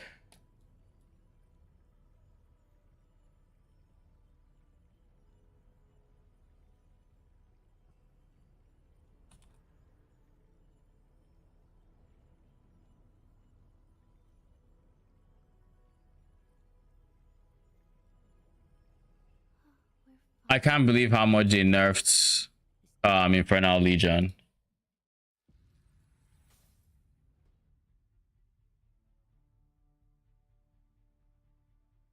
Look, I think it's genuinely shocking.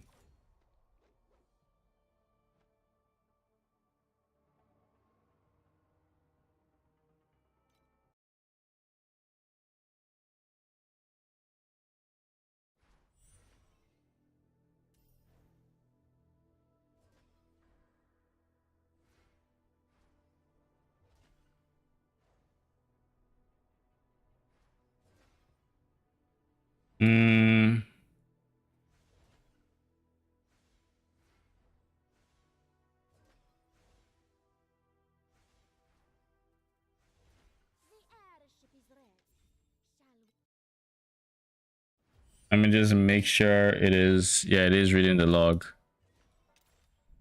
All right, we're chilling.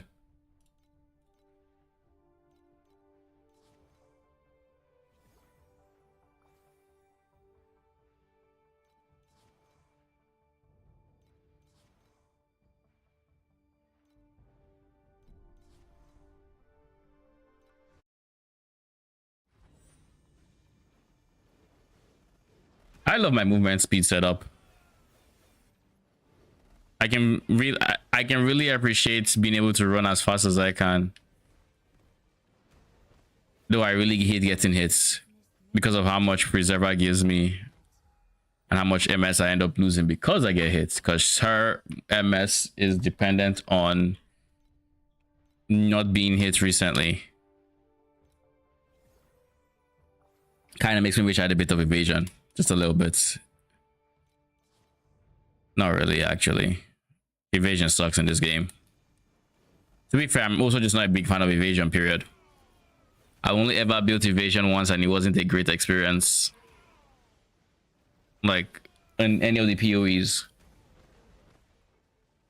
I really don't just like the fact that it barely has mitigation. I think that always just feels bad for me. That's a lot of beacon probes. Not that I'm complaining.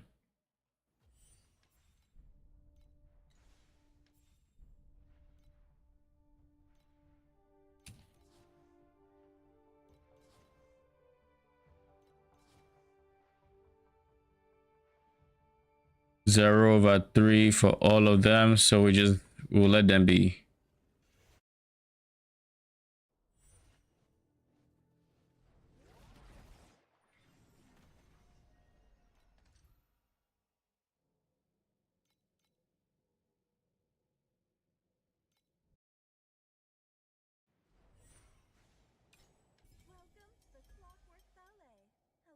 I really like getting to SSS. Oh, push me.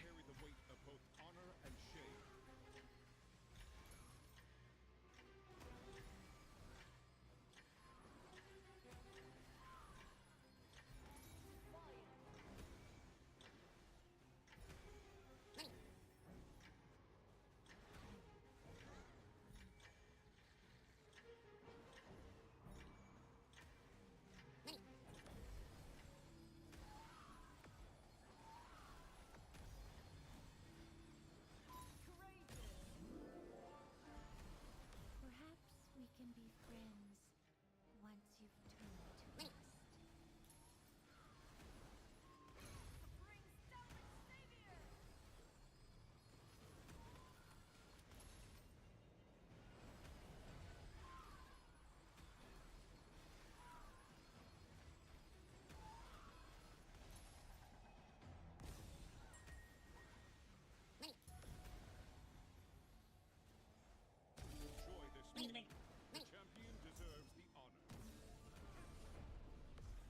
Don't worry, that world is not scary.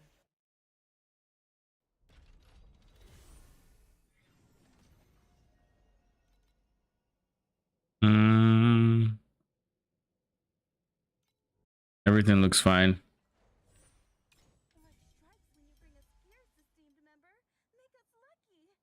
Three in a row, sure.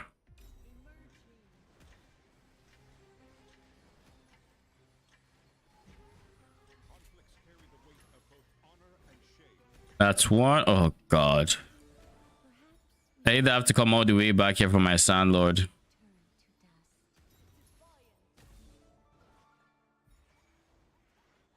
Bro.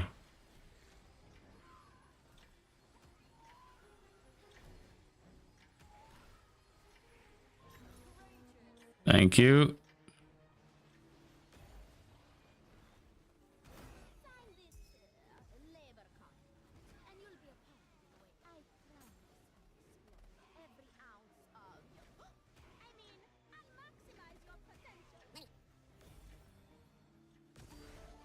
The winds will blow away all traces of your existence.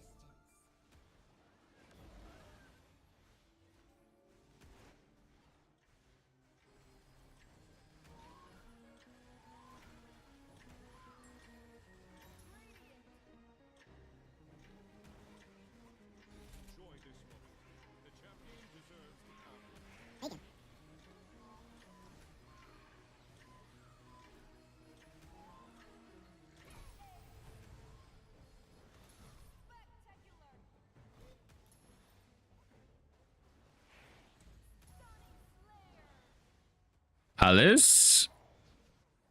Nope. No Alice, no Doro. Sag. Wait, that was still a 147 FE run? That is actually surprising.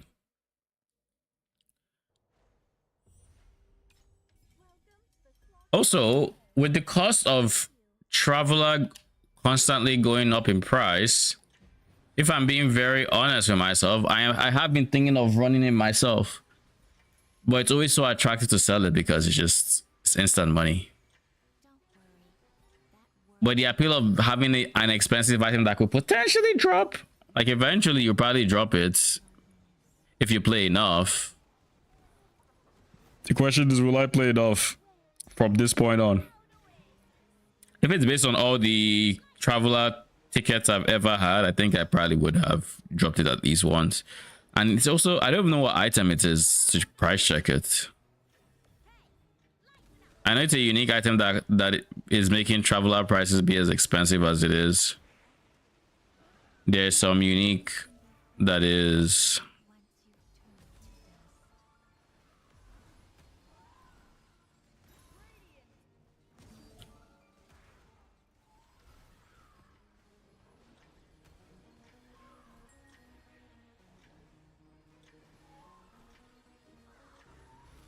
Hmm.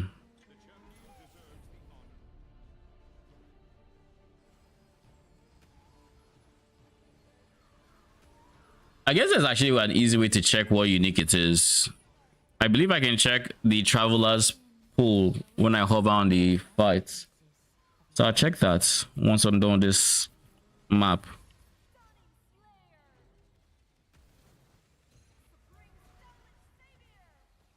Rainbow gear because I'm just looking for T1 gear or something. Oh shit, Doro. Appreciate it.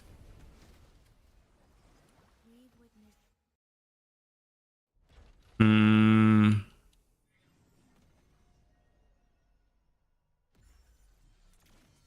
I think it's this guy.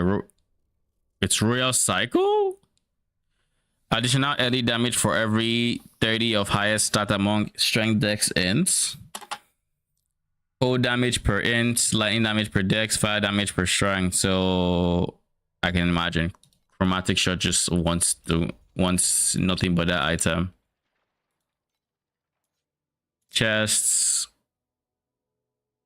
int, dex.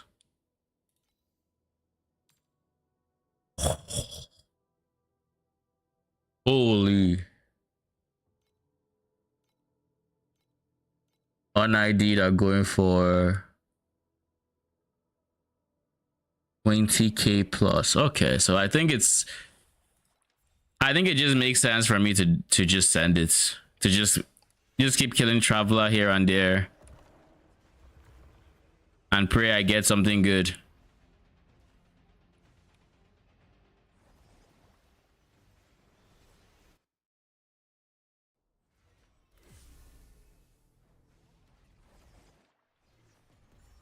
Because other than that, he can also drop truth, right? And truth is also money. How much is a truth right now? Where's truth? There. Yeah. Okay. I'm gonna do my traveler myself from now on. Gonna self farm my travelers and see how it goes. We've witnessed many final moments like that. Some were our friends, some our enemies.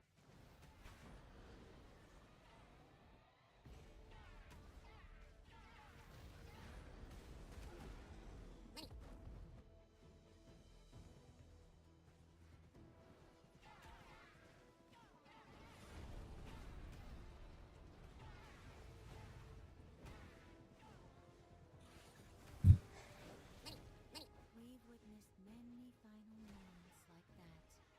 Some were our friends, some our enemies.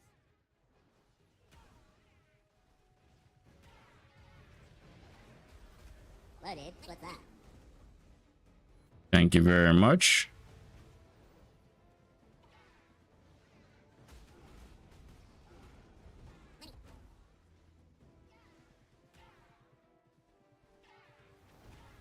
What?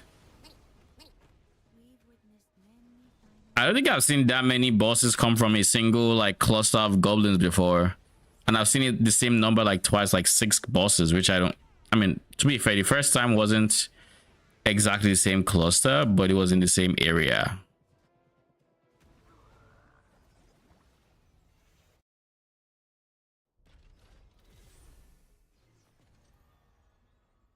Sure. I don't like the cards I have. This is one of those situations I would reroll, but kind of made sure that was impossible with my last strat. So yeah.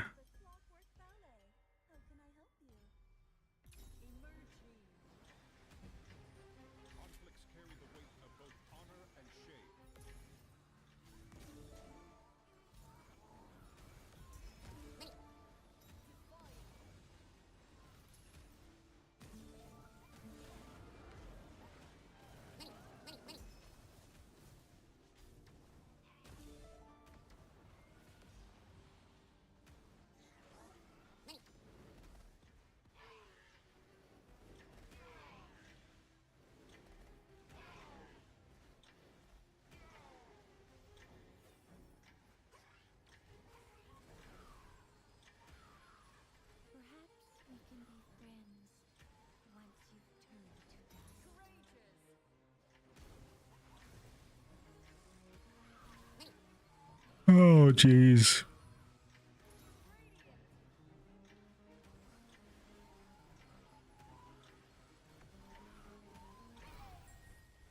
I am tired, man. I have to wait 17 seconds. That is not happening, my G. Though dropping bountiful elite there. Maybe I should have waited. Maybe I shouldn't have been in such a hurry. Nah, screw that. I'm not waiting that long. Nope. Sure.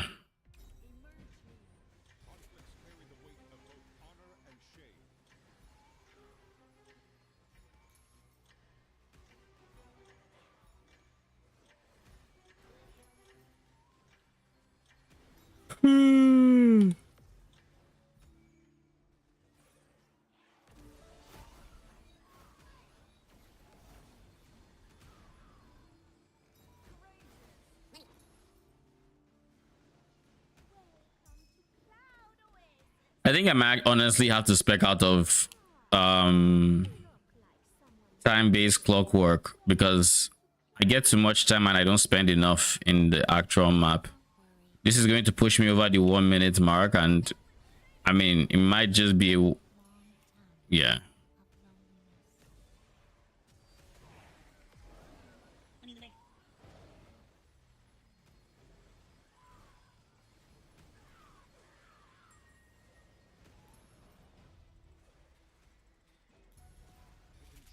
Yeah, it just feels like I should honestly go for more time because I'm too efficient with my time. And there's no way for me to get less time than I currently do from the actual clocks. Like there's literally no way I can get less time.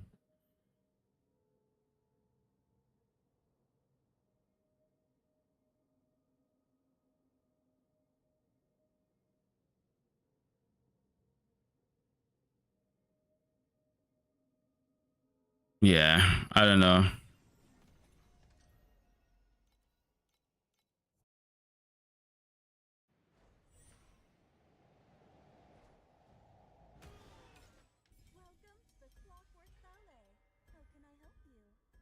Greater than 20 seconds, we'll take it.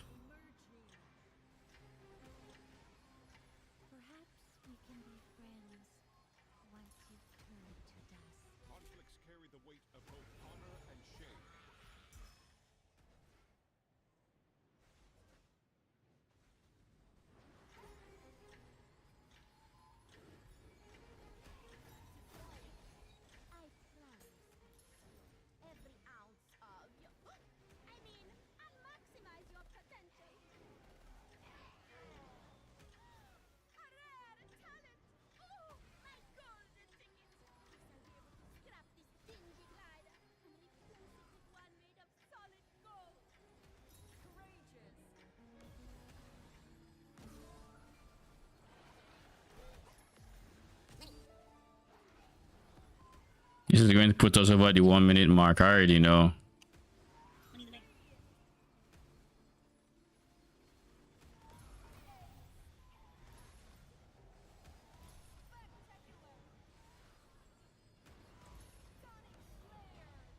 Sigh.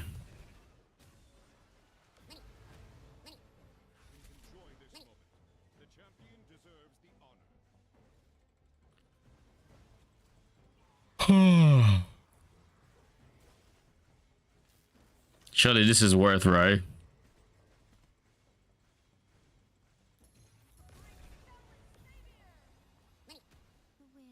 What's that? Holy, surely it was because I waited, right?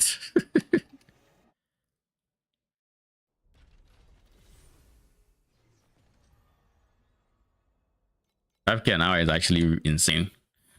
And it's currently a lucky run, and I think it has some Sandlord in it that's also happened to be lucky.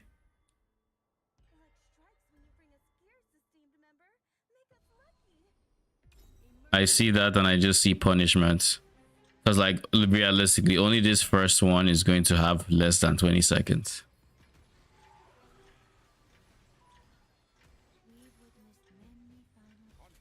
Unless I intentionally slow myself down. So let's slow ourselves down. We'll crawl.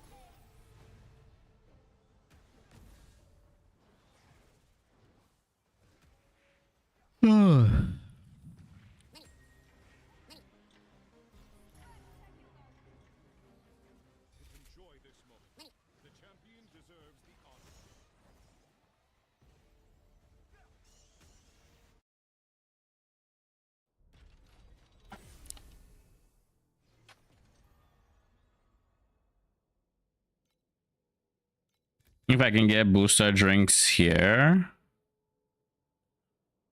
then life is good. If not, booster anyone? Yeah, sure.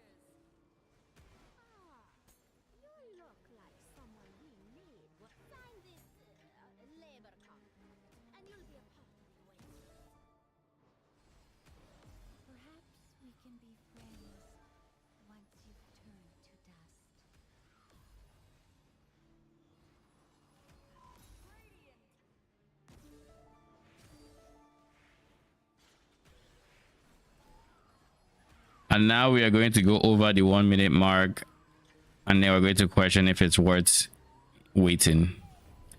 But I guess at least in this time, I can actually just go kill league mechanic mobs and cope on that I'm being efficient with my time, when in reality I'm not.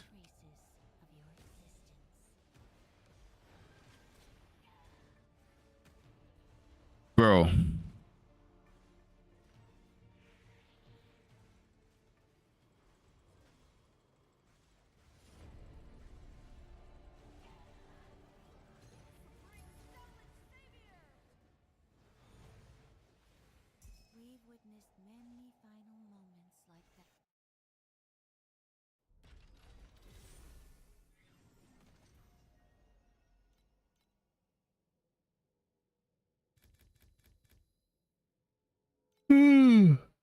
Holy. I think this might be the last map for now.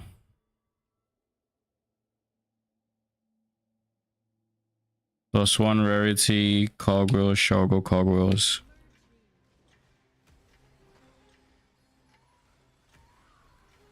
This is the first time in a while we aren't. This is the first time in a while we aren't being gimped by our choices. Without to wait 20 seconds. This is 7 cogs, so like odds are we're going to be over a minute, and like we just kind of have to accept that, which is kind of us, but it is what it is. I think if I experience it enough times, I'm actually just going to what's it called, switch axis and go straight for the top side, where I don't need to care about the time. Actually, it's actually completed already.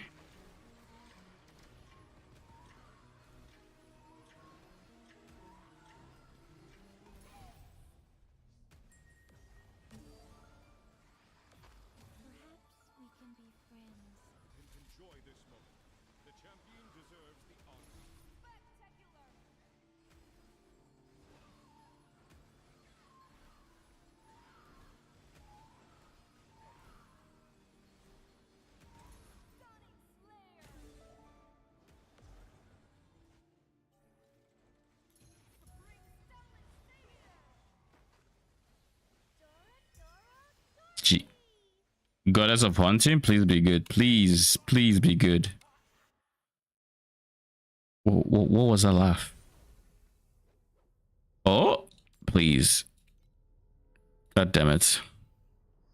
I mean, I expected it to be ass, but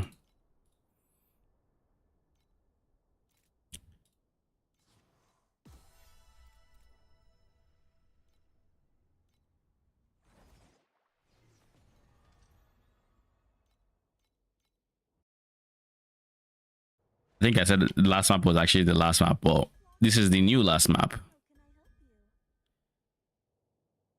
Do I take the 2 booster drinks?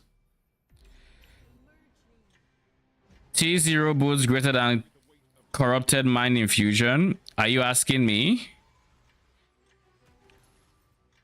Corrupted mind infusion, I think, is what, 40% armor pen and +3?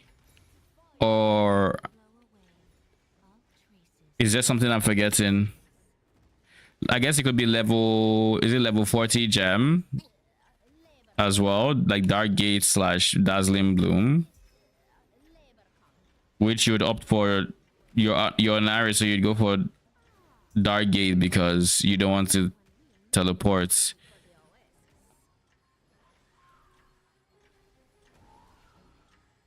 Your I2, right?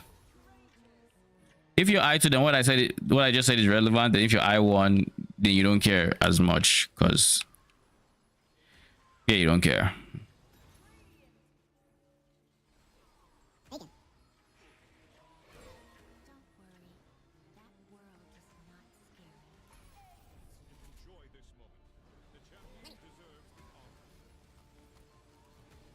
Level 22, Dazzling, A +2, and normal 30% pen. So if you go for full T0, the thing with full T0 is the biggest strength you can get from a full T0 outside of like weird circumstances like mine is the fact that you can potentially fully convert your erosion damage to elemental damage, so you no longer need erosion res, which saves you many suffixes, so you can then get more damage in other ways. That being said, I think the easiest bang for your buck item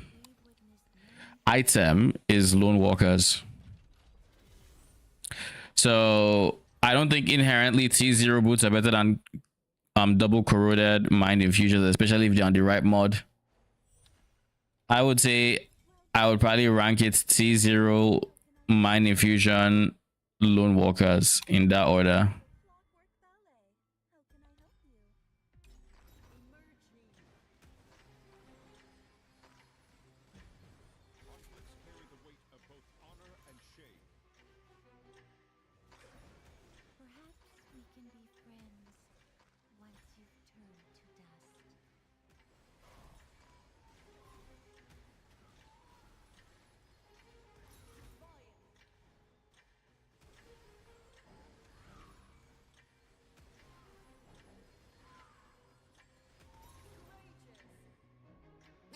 Correct.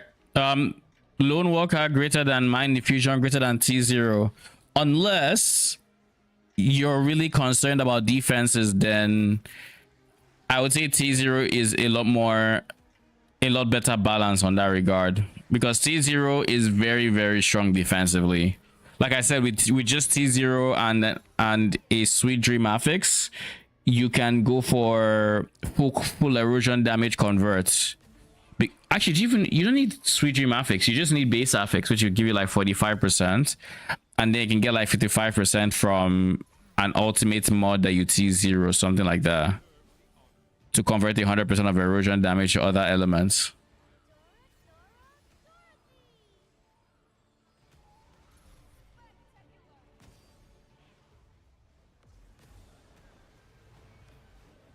So I would say defensively, being able to go for T0s has a lot of value. But if you're concerned about like your primary reason is scaling potential and damage, I would say Mind Infusion would beat the T0 in terms of damage slash scaling power specifically.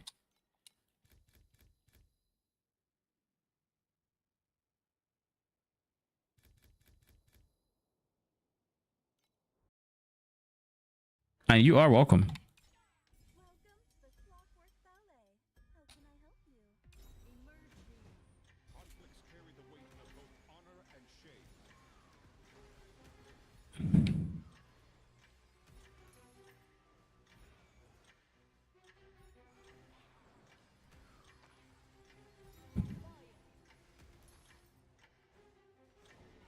Perhaps we can be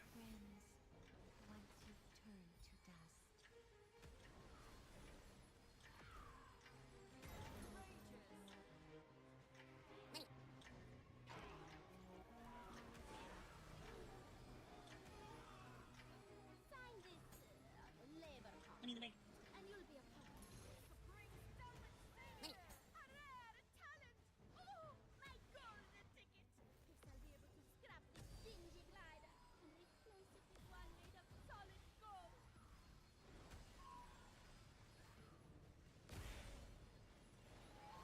Don't worry, that world is not scary. It's just a long, long time of only... Enjoy this moment. The champion deserves the honor.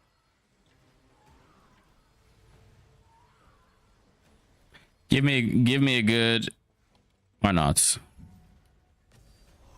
I was gonna say give me a good compass for the last one, but they didn't really do that.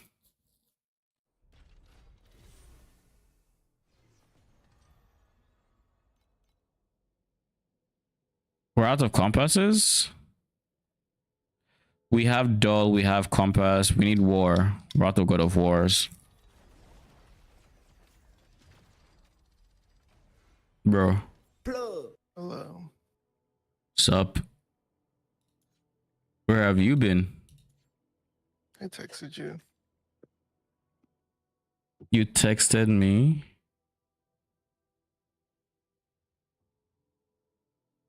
Holy.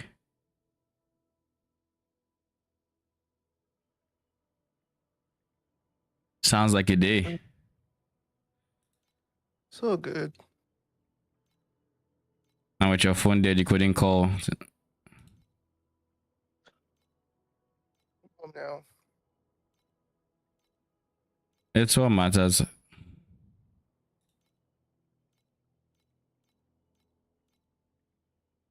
Dude, they massacred ES. ES doesn't exist anymore. But that's not true. Unless you're a disciple of Varashta, I guess, then you probably have more than other ascendancies. But that's not true. What's not true? That they basically deleted ES as a defense?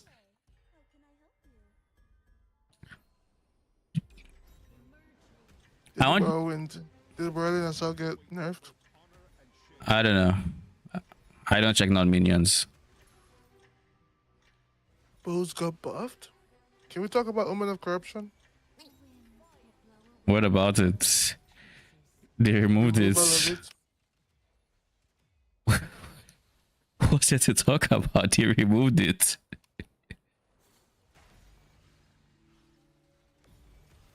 It's something.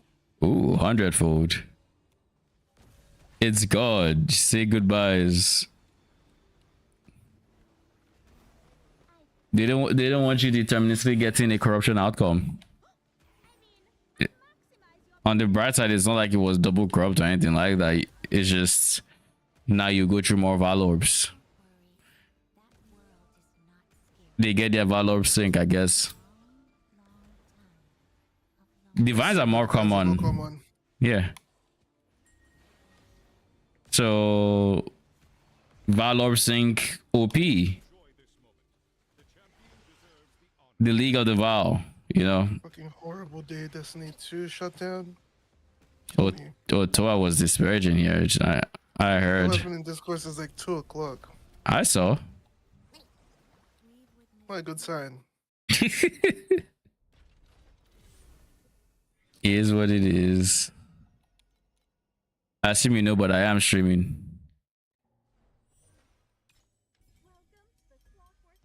Yeah, I know. Yeah. Minions were honestly not bad.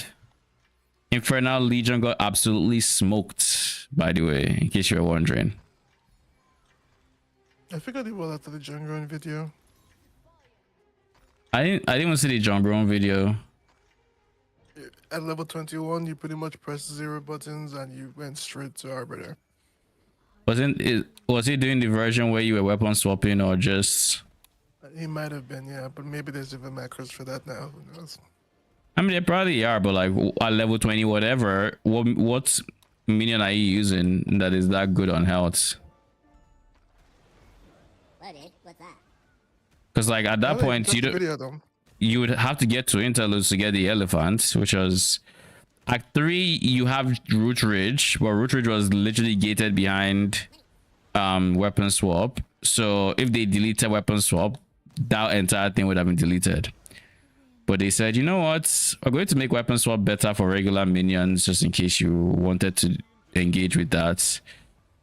And you see this Infernal Legion of a gem, yeah, it doesn't exist anymore. Just say your goodbyes, hold your memorials. It's going. As soon as I saw the John Gordon video, his thumbnail was literally in big capital GGG please and everything. So I'm like, alright, it's gone.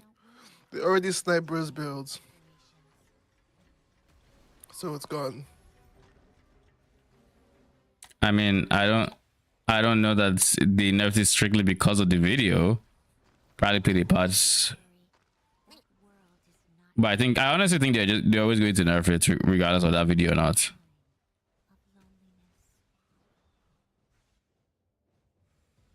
Well,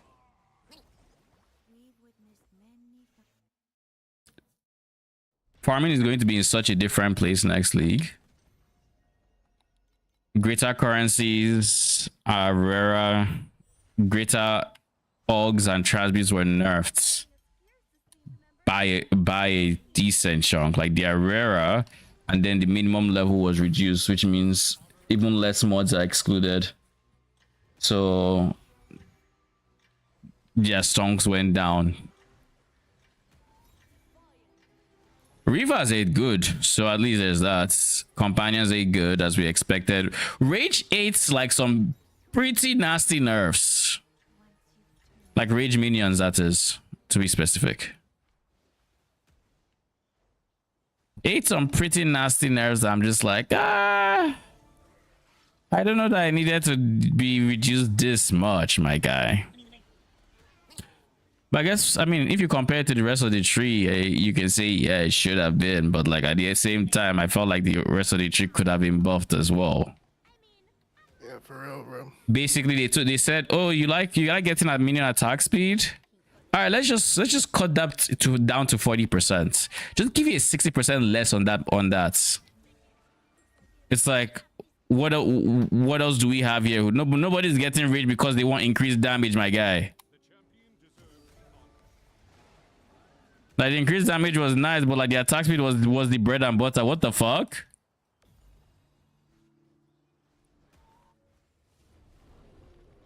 But yeah, them cutting that shit by 60% is definitely a choice. They made it so rage is easier to use on minions, so at least there's that. But like, god damn. And the only way it's easier is by using rage support gem, but like, why would you give up your support gem for that? Not trick. Depending on the minion, it might be not bad. I guess a single target swap. It's us. For a single target? Like a pinnacle boss? Pinnacle boss, single targets. I mean, if you're relying on it for your rage gen, what would you swap it to? And if you have another source of rage gen, why would you use it? That's the problem.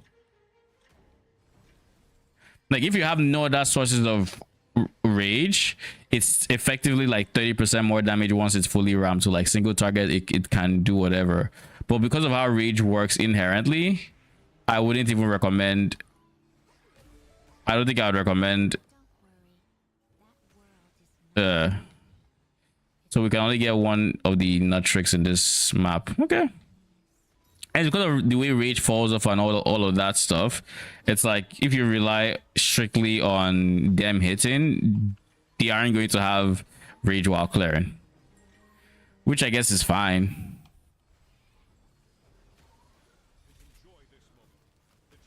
It's not great, but I guess it's fine.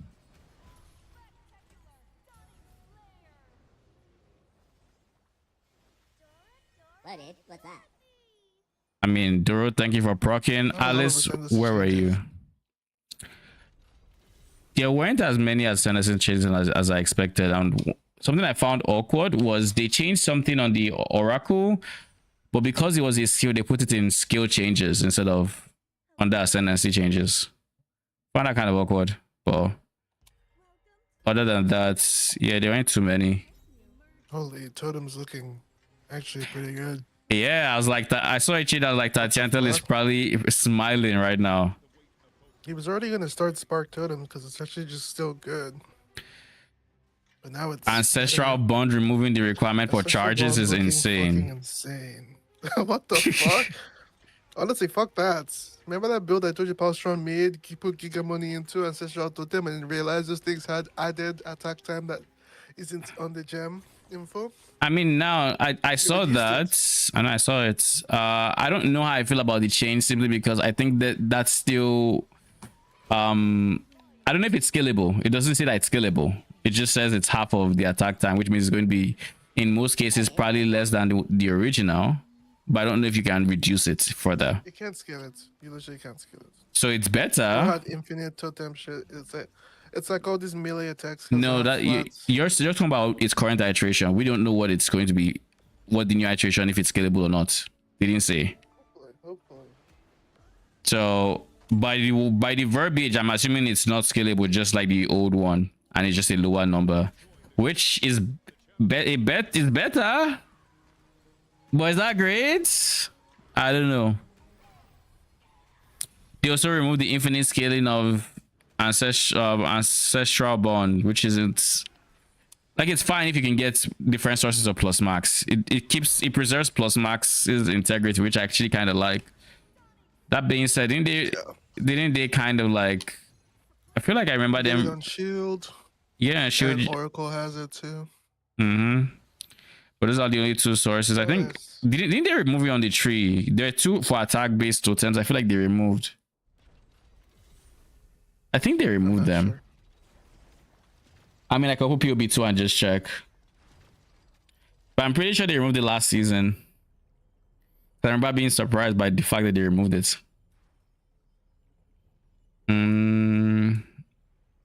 That's banner, totem.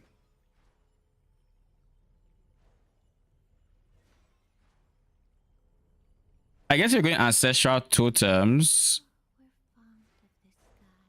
It's still there because it specifies melee attack skills. That's what happened.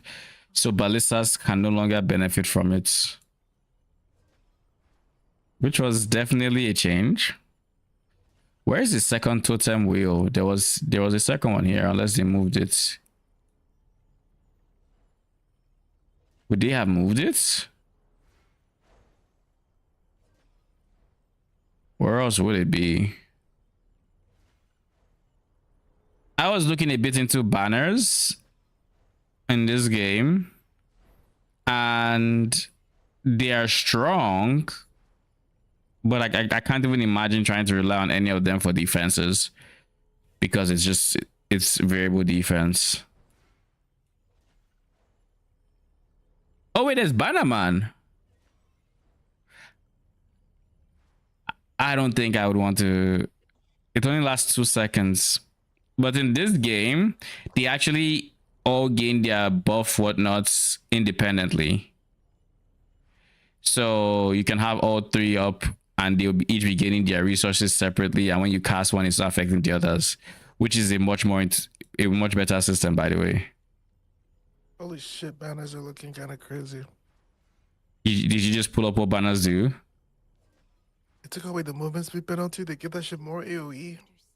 More base AoE. A lot of more base AoE. Charlie Tactician. I'm thinking Tactician for Reavers personally. I'm thinking it for Reavers. Because Reavers ate good this patch. Very, very good. They added, I don't know if you saw, but they added melee splash to I saw that, supports. I saw that in the video. I mean, they didn't show the gem. We just saw something that we were hoping was melee splash. I mean, we saw the splash happen in the video. In the boss companion video. Yeah, but it's like I couldn't say without a shadow of a doubt, yeah, they've added it. Because it could have been anything. I was pretty convinced, to me. I saw that. I saw the rage. I was like, all right, cool. Yellow winning. But it's up here, we won, so I didn't know if it was anything that deep. I mean, I don't know how deep it will be, but for Reavers, it's big.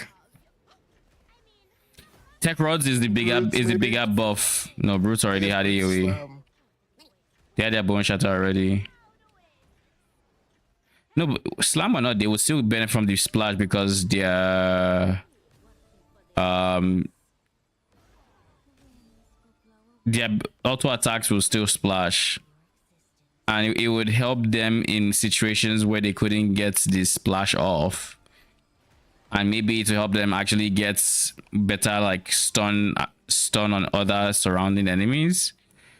But they removed the shotgunning that splash has in period 1. So if a swipe hits multiple enemies, it's not going to splash multiple times. It's going to splash once.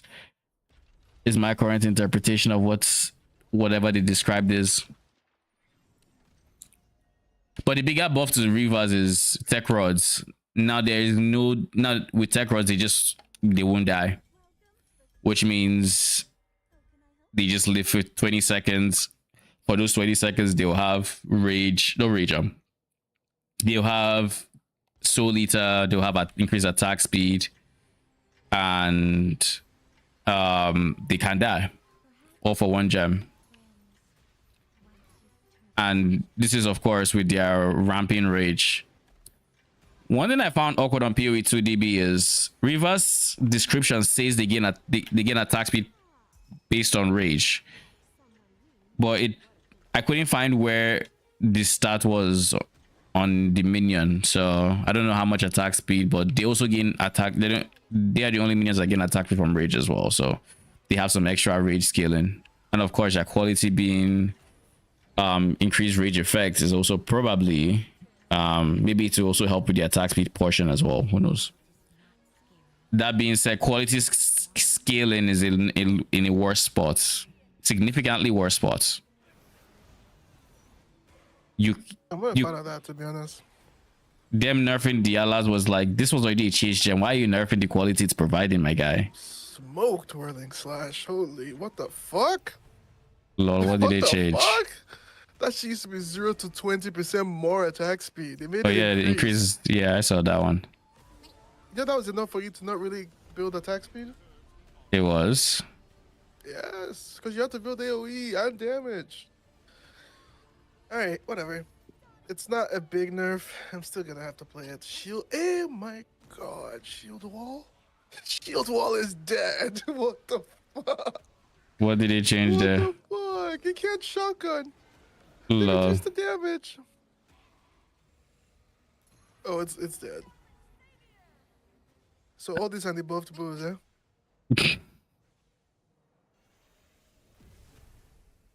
To be fair, spears were the ones that really needed to be nerfed.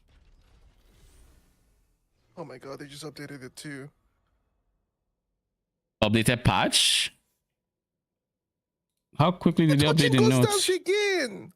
Again! They just touched it again! They nerfed Ghost Shrouds! They giga nerfed them! Like in the patch notes or Yes, updates? updated patch notes. What the fuck? Alright, let's see these updated patch notes. You guys are fucking insane. Because like I saw those nerfs initially, I'm like, okay, so this is already just very rough because they just made it regen and everything. Goes down. The interval between gaining gold shot is no longer a duration. That was already in the patch notes. And regen this if you have lost a gold shot recently. Now gains a gold shot every 11 to 10 seconds. 11 to 10 seconds? So CD2 is what, 30%? For cooldown recovery 2. What is It's actually not that bad because an evasion build wouldn't take that much damage compared to Baba? regen, right? I mean, you're not incentivized to lose more than one shot at a time because it's just regen. Whether you lose one or two, you just have regen. So you're not stacking the regen any faster. So like it was already shaky. 30% cooldown recovery is down to 7 seconds. So I guess at least it's almost down. That's still longer than its previous base, but okay. 11 base means if you forget CDR gem on that, oh lame. You just don't have it. You get it, you lose it, 11 seconds later, you get on that one. Like, you need to have Giga Evasion to even consider it. Because one touch, you're now naked. After unlocking unique Eurasian Runeforge in Act 3, you can now upgrade the base type of unique weapons and armors that drop at levels lower than 55. Upgraded unique weapons will have higher damage, and upgraded armors will have increased base defenses as well as runic ward, allowing them to be more competitive at higher levels. Unique armors above 55 can still be Runeforged and modify their defenses to include runic ward at the cost of reducing their other defenses. So basically, it's based on the item level of the unique rather than. That's interesting. So higher eye level uniques will always be sacrificing something, is what I'm hearing. Okay. 07 to goes down. It was already shake on its last legs. They still kicked it. It's so good. Oh shit, I didn't see Doll's Haunting Ground. It's still good. I mean, you're free to click it. I think it's ass, my guy. I don't know what you mean it's still good. No, I think it's so good. Do you understand the change they made? Before, when let's not talk like evasion builds are just taking giga damage in this game. If you're an evasion ranged build, lightning arrow, ice shot, which got buffed, you're chilling. So you're just in deep copium mode, is what I'm hearing. I'm not. Didn't they also fix like buff evasion? They buffed they buffed evasion, they buffed deflection, but this is ES we're talking about, like ES with evasion. Oh, you're talking about because yeah, I know I still think this is like Ghost Shroud was broken. Like I watched 1 mana left, basically just be immortal because a monster wouldn't be able to kill him before he fully recovered. He would go AFK and fully abyss overrun maps with the T17 mods. If they have to do all this just to bring it down, which to be honest, they've touched this shit every patch, so it is. It was obviously insane then. I still don't think it's that bad yet. Okay. Like you don't feel it just like if you have some good numbers, I think you're chilling. I mean, I think you'll feel it early, but like I mean later. I mean, you take one hit, Honestly, the thing drops your health down by a lot, and now you're regenerating 2% of your evasion every second. If you accidentally take it again, it's not like you just go extra regen like you would before. No. What are you talking about? So the person will run and then jump inside the new pack. It's PoE 2. You buckle up, you reload your second gun, you reload your first weapon, you pre-portal. You go find the nearest waypoint, then you go back in. By that time, 11 seconds have gone. You say so. Because like my thing is not, oh, you don't have charges. It's the charges suck. Like, regardless of everything, the charges suck. They've definitely lost quite some power, yes. I still think we'll see people run it though.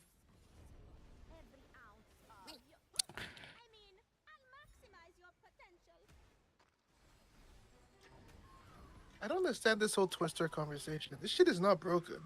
Are people just forgetting that you don't just spawn Twisters like Spark? Everyone is crying on Reddit the Twisters didn't get nerfed. I mean, Just because to be fair, in the arenas that you, regardless of whether they come out like Spark or not, in the arenas that they are good in, you do way more damage than anything else in the game. And that's an undisputed fact. True, but that's like, Don't say that's I've like it's never just leveled with it. No, listen, I've never leveled Twisters. I know they've been decent for leveling. Like decent, like they've been actually, but I think the reason it's still good is because it hasn't been touched this whole time. I don't think it's broken. okay. I mean, it's probably broken now because other things got like shield wall got fucking shot and taken out back. I don't know who the fuck looked at whirling assault and said, "You more attack speed?" What are we thinking? Isn't that part of the Twister package? I'm talking about whirling assault. Oh, Cheated. I'm watching your stream and your Duro procs like twice a map, bro. what do you mean? My door doesn't proc that often. Why did sushi get banned? What happened with this? I don't know. Just in time for drama, I guess. Sushi's actually a chill streamer. What happened? I know. Who is inviting me for something? Oh, he's not bad. He's just not live. Why do you think he was banned then? I saw it on someone's title. Lol. I don't know. You know what? I've read through all the patch notes. The one thing I'm excited about is the mythic runes. What about it? The mythic leveling runes. I'm so curious what those will be. That's actually the one thing I'm actually excited about. That sounded really cool. I don't think I read that, but I mean, it could be. They added 15 runes for level 15-ish.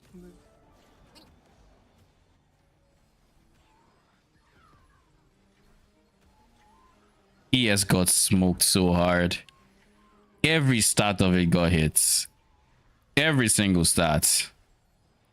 Faster recharge rates, everything. Some of its nodes on its tree literally just got cut in half What's that? for free. Just for free. What's that? Corrupted. Oh, glorious access. Thank you very much. Doro, where were you proc? You know, you're supposed to proc there. What do I know?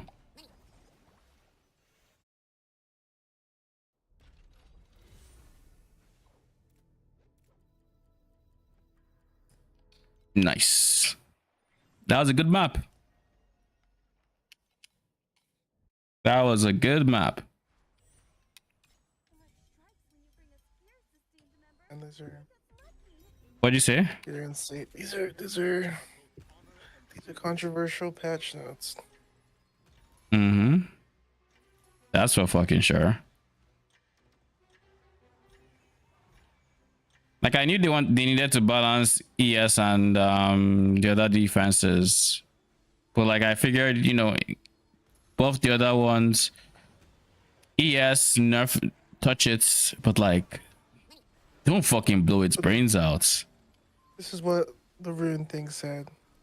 I did 13 mythical early game runes that can be crafted from remnant encounters to provide significant boost to level 15 plus characters.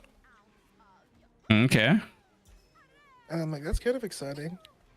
Holy shit, you can swap res? Where did you see that? You missed that? We can swap Uh, res. We can swap Ellie res we were with remnant or whatever. remnants. Resistance. Added 3 fluxes, which can be crafted from remnants to transform the resistance on your items from one element to the other. Holy, another. that is huge.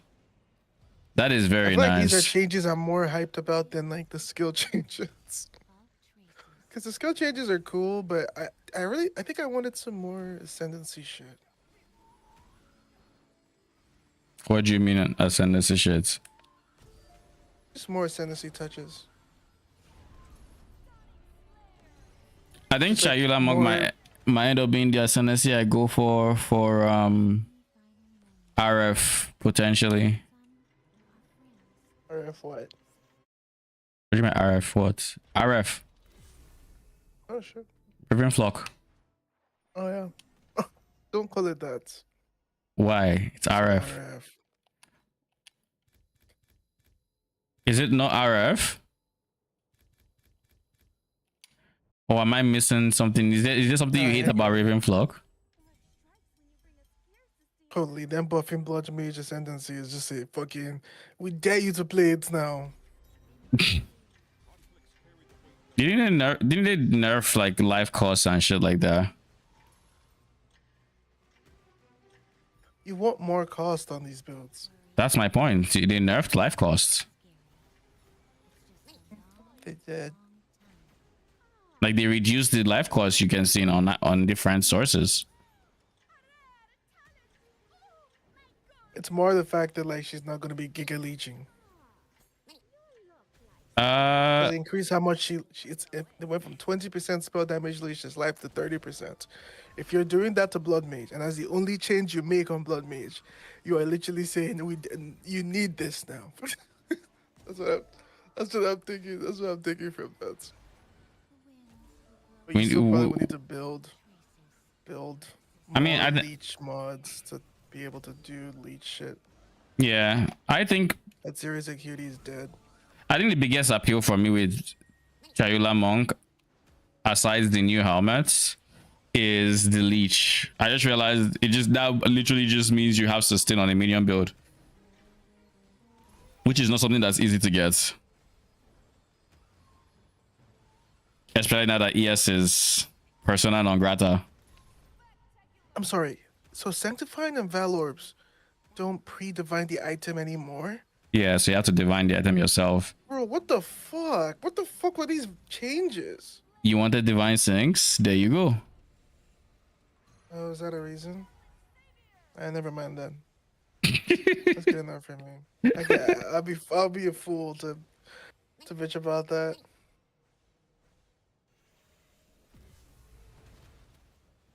I mean, the truth is, this is just the beginning of the patch notes. From now till Friday, A lot can happen. Insane. Oh, this twist! Everyone is begging for them to nerf for no reason. They'll nerf it if you beg enough, and then you cry that there's no build diversity because everything else got hit. I mean, if they don't nerf Twister, everybody's going to be on Twister, so there's your build diversity. I just don't think people realize. I think people are seeing the proj, and they are like coming. But don't forget the new proj you get, and you have to dodge roll for it. So you Just wailing slash. No, spin. you dodge. You just dodge roll and then you start your whirling slash movement. It's not as awkward as you should make it sound. For it? Isn't it snapshot? It's the next projectile. Like you gain a charge. You just make sure you use more of your what's it called? You use more than one of your feathers. That's it. And spend your unleash too early. Holy, this shit is gonna be ass on that build, in my opinion. What they is nerfed unleash too, Sag? You nerfed unleash? How? You just changed the way it works a little bit. I think our max unleash shields is lower. You can get unleash shields on rings now. And before, or something like that. And unleash worked as different types of seals. That's how it really felt good when you proc them both. Like you got two different types of seals from Blazing Salvo and Unleash, but now that they're all standardized, that's gonna feel worse. We knew it was a bug. We just did it. That's an example to me of how they're saying the build wasn't touched, but that's not true. You know what I mean? Like stuff like that Yeah, will add up over time. but I that still is think a Twister bug is fine fix, and right? good, but I wouldn't play the Spirit Walker. Yeah, it's a bug fix. I wouldn't play the Spirit Walker version. I would probably just go play Abyssal Lich or something and geek a skill proj speed and have fun. For Where are you which going to one, get proj speed Twisters? from? Yes. I just realized, why are they going to get proj speed from? I mean, they're going to cope on Spirit Walker They go- or rings. We don't know what Breach is providing. Rings, amulets, jewels. They all have new Just mods we the don't delirium know. shit. You can now get certain delirium uniques that are not amulets that can be instilled. Wait, what? Yeah, they said that. Didn't you read this? You can get delirium. Do you mean you can essence crafts delirium? Like, what do you mean? Like the blight uniques. Oh yeah, I saw that. So that was in the or when they what I meant. revealed. Yeah, That's you what can I have double anointed, yeah. Or you mean like the anointed is going to be Some non-amulet delirium uniques now drop with the Raven touched modifier, allowing them to be instilled. That's what the word says. oh yeah, so you can just it's installing in a non-amulet, yeah. I thought you meant like you can now instill a new delirium unique mod where it's like you're getting the effects of a delirium unique or something. Like I didn't see that one. Enjoy this moment. The champion deserves Well, it's G, I guess. GG. I don't really feel like the notes meet really defined what I was gonna play next, but I guess that's fine. I know the notes definitely said, yeah, would you like Rivas? Could consider. Oh god, I hate this. I'll choose this one. Fuck it. I hate that 20-second or less dull compass, dull option. Because like right now, I'm running less duration and I still be finishing this thing in under when the thing is over a minute because I just get too much time from the actual cogs because I'm too fast. It's like Yeah, that it's a struggle. When are you gonna do the deep space one, man? I'm trying to see that. You'll be trying to see that. That shit's expensive, and right now I'm making This guy currency. did it the other day. Oh, Kithics. how did it Yesterday, look? or was that today? Giga, right? I didn't get a chance to look. I didn't get a chance to catch it, unfortunately. But I really wanted to. I mean, it'll be a while before I can actually do it because I need more damage and I need more tank, and I know what I'm doing for boats, but I just need to farm, and I haven't been playing that much for good reason. I.e. work. enjoy this moment. The champion deserves the honor.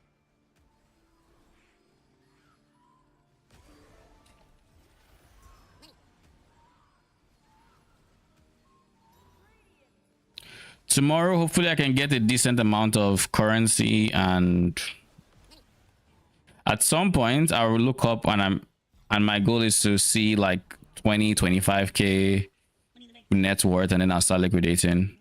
Because with how cheap this is, I'm just running maps at this point. I want to put my head down, farm, and then come up when I have a lot of money and make some giga upgrades, because there's no upgrade I'm making right now that's going to change my current experience, but I can't go for the farm I want, so like there's no point in doing small upgrades anyways. It's kind of what I'm thinking. When minions are removed due to resources changing, such as weapon swapping, younger minions are now prioritized for removal over older ones to avoid minion cooldown abilities unnecessarily. Okay. Yeah, so we'll just weapon swap shit for perma minions. It's a lot better, is what that means So for. being nerfed is fine. Yeah, it's fine. Like I wanted it to be nerfed. I didn't want it to be gutted. Like this. You just play Barasha, bro. That's just what that means. What do you mean you just play Varasha? My guy, did you not read it? Did Varashta's node get nerfed too? If Varashta is starting from, let's say, what was her ES? Base ES minus 1 second, and base is 4, so she starts from 3, and then with all the things on the tree and whatnot, you get that from 3 to 2.5 second start. That feels ass. It feels lesser than everyone else, but it doesn't mean it's free. It's still a much shittier experience than last league. I'm not as, I don't know, I mean, they're just nerfing the recharge and shit, right? They nerfed max, they nerfed recharge, they nerfed starts, they nerfed every single ES start. They needed to. That shit's gone wild for a while. I feel like it'll still be majority of what we see too, right? I mean, actually maybe not if Twister is meta because she doesn't get access to that many ES things now. But I mean, we'll see. All I'm saying is this is more than triple tapping. You think this shit is gutted? You think ES is gutted right now? I think it's in a very bad place. Yes. Holy. There are some nodes on the tree that they so much as halved. Every single ES node was touched. Places that had mods. We also got more life. What do you mean more life? Like they give us more life, like higher life mods, right? On shit like body runes and shit. Oh, I only checked the idols if I'm being honest. There was one idol that looks really nice. Way more life on average. Is it that one? Like that flat one? Yeah, the flat one. Is it that one that you can put? There was an idol that gave increased reservation efficiency for companions. So now we have companion idol and minion companion. No, we didn't know about it. This one is companion specific. They showed us in the reservation of companion video. The reservation companion one. They did. It was in the helmet, right? Yes. Yeah, they showed us because they told us how in the video the narrator, I think it was Mark or whatever, he said, yeah, the way they're doing this is by having minion companion on their, on their helmet. And I actually just thought that already existed, so I was like, oh, okay. No, reservation of minion exists. Companion is different. And what having both of them means is you can have both of them, because minion is currently limited to one, and I assume the companion will be too. So now you can put both of them in a darkness enthroned and have some pretty good reservation for your companion skills coming from the duo.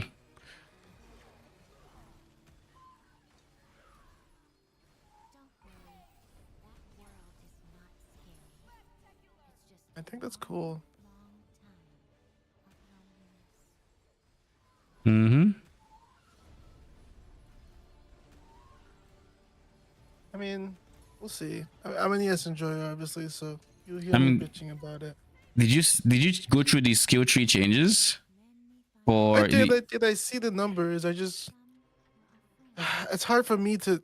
If a 40% faster ES node, or as if I don't remember if it was recharge rate or faster starts, gets nerfed to 25%, a 25 gets nerfed to a 12%, the 60% gets nerfed to 50%, this one gets nerfed to this, then you go to gear and all those base numbers are reduced. Valrobe's base number has been reduced. Then you go to this other source runes, and then they're just touching everything. Everything just reduce.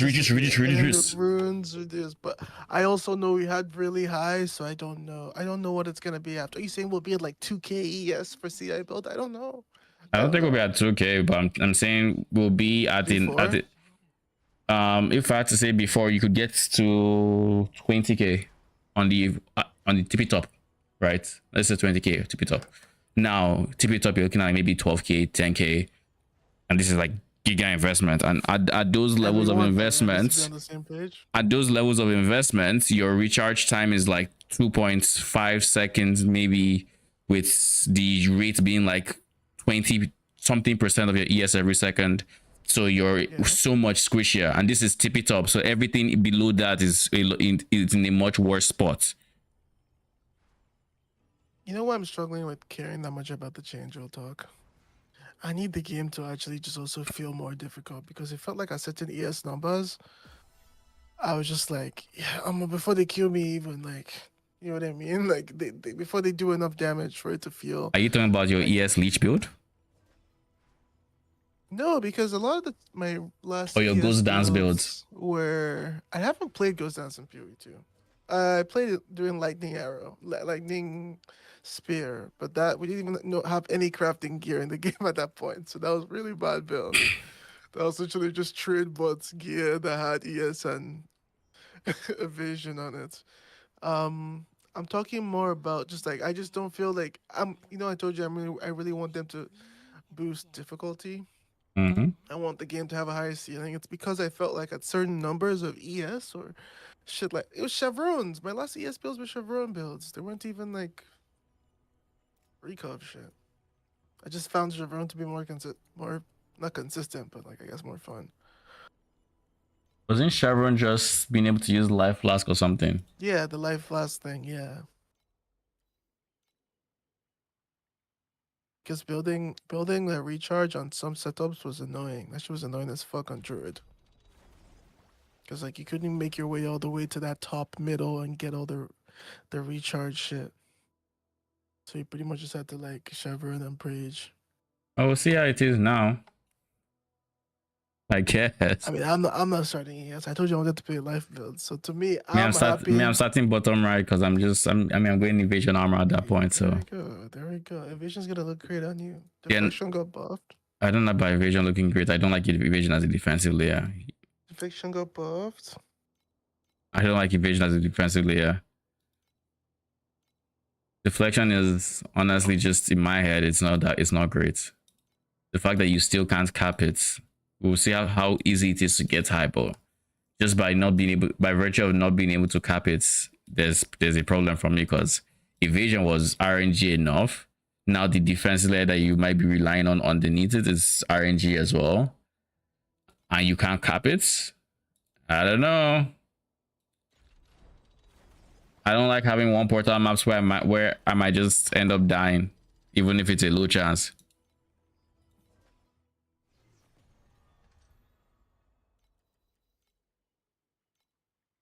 Like, I think that's my biggest problem with evasion. It's that with mitigation, ES, all these other things, you can get a sense for how much damage you can take. You can say, okay, these abilities are happening. I know I can eat them.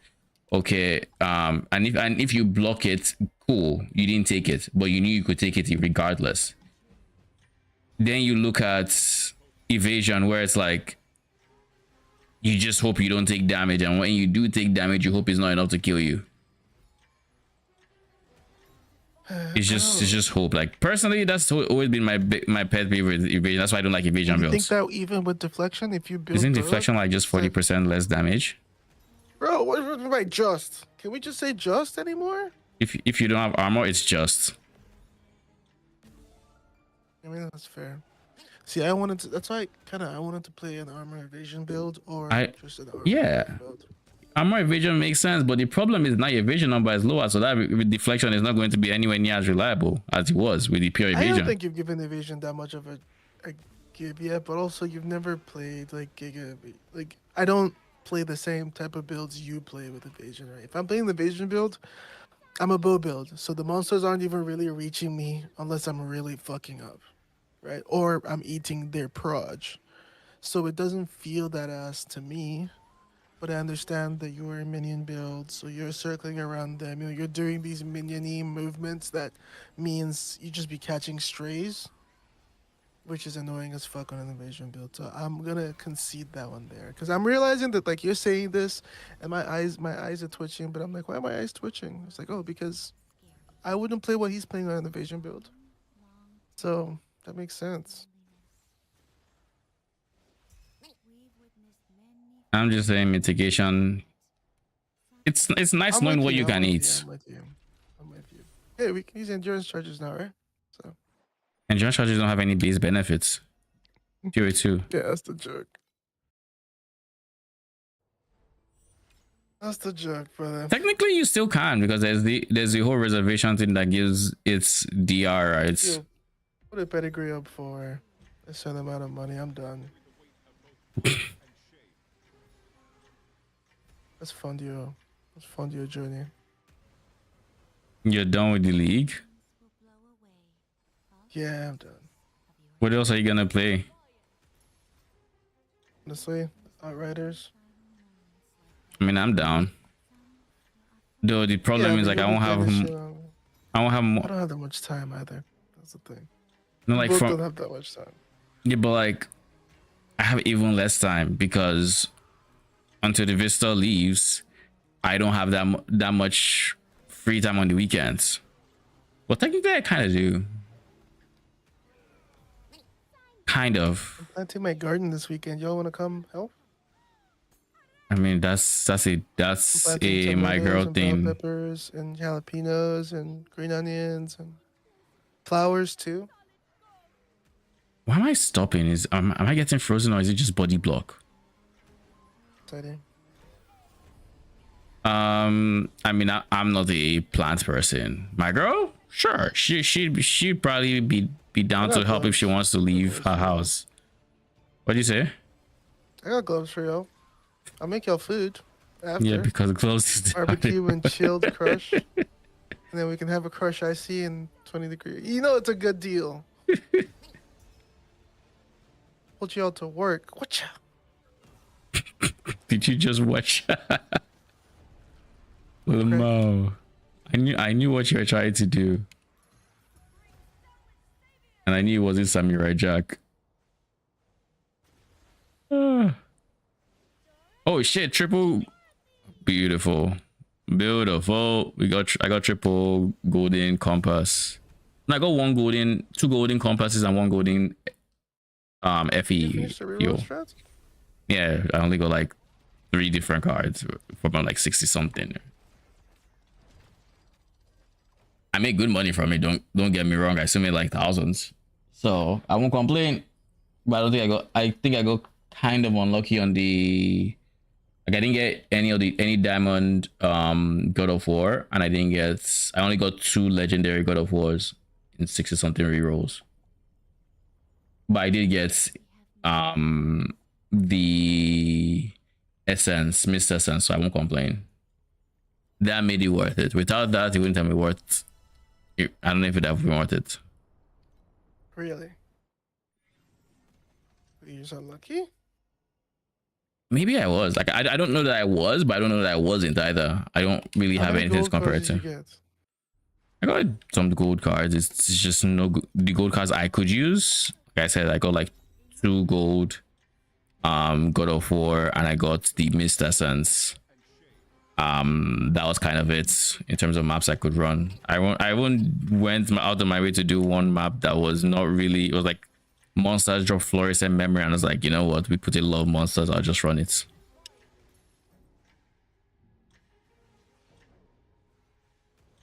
But like I didn't have that many like legendary cards to work with. So like I finished with 33 deep space beacons, for example, because I know you finished with 100. Yeah, I finished with more than 100. And you use less refresh than I did. At 50. Ooh, GG. Nice. I started using Profound Compass probes, and that shit feels nice. Running into the random goblin. Found compass? Holy. I Yeah, guess with the rest Compass you can do that. Compass Profound you can. It's not that expensive. The 6 will just be changing so much, man. I don't think it's. Hey. I think you can do it with Don't the you one. fucking dare say that. Don't Compass. you fucking dare say that. No, this is not deep space, mind you. This It's is so expensive. it's like 2 FE. What do you mean? That's pricey, man. My margins are so low. Your, We start adding 2 we, FE here, 2 FE we there. know your that means we're margins are not paying- that low, my guy. By You- low, you- I didn't say it the right way. My like I'm not. I like my margins the way they are. I'm not trying to add +2. Sandlord compass is already squeezing my eye. The whole point is you're countering the cost by just dropping more compasses. It's additional compass drop quant. Don't forget. It's always additional compass drop quant, and then you get the occasional goblin that'll just drop you a bunch of compasses that Duro can proc from. Are you goblin these fucked, by the way, What? on the Atlas node? Am I what? You goblin these? I'm not saying that. Dumbass. People don't say the word goblin without trolling these days. Felt weird to hear it. I had to. Man was get fucking on. trying to catch me, lock it or something. I would, and I could have if it wasn't for you darn kids. FBI, open up. Conflicts carry the weight of both honor and shame. Don't worry. That world is not scary. 3.8k an hour is very, very nice. Now, granted, there's Sandlord in there somewhere, but I don't think I only had like one Sandlord shipment before I ran out of charges in this set. I think so. Pretty good. Pretty good. All right, last map.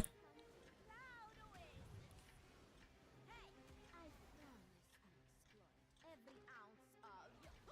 I mean, I'll maximize your potential. Defiant.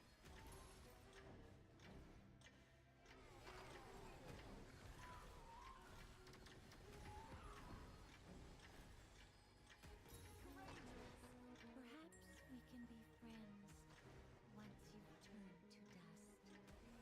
Enjoy this moment. The champion deserves the honor.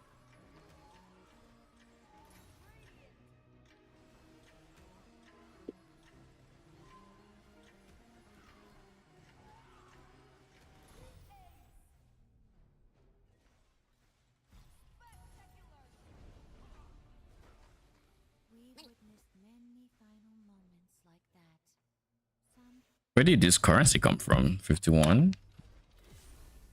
I don't remember dropping anything. Oh, dazzling lunar stone. That explains it. All right, our net worth is at 14.3k currently. By the way, I bought this pedigree earlier today. Plus 50 max, or basically extreme coldness and poisoned relief. So now I'm going to replace poisoned relief on my belt with rotted taboo, so I can change my chest piece, because that would replace the damage thing, and so I can now go for a rare chest piece. So for that chest piece, I'm going to go aura effect and int, I think. I'm also going to do something very cool in my auras, is the current plan, because I'm only running 2 auras. So I think I have something cool I have a cool idea for it.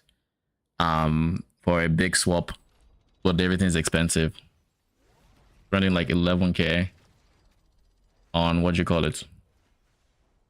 Spending like 11k on a prism, and I think there was something else I priced that was like 18k, something like that. So we have some expensive upgrades ahead of us. So I don't really see myself going through all of them. I'm just gonna play till I get tired. I think it's the current game plan. But anyways, guys, I'm gonna be back tomorrow. Wait, tomorrow is Friday. Actually, I'm not streaming tomorrow, so I'll be back on Saturday. Thank you so much for stopping by. Appreciate it. Till next time, have a good night.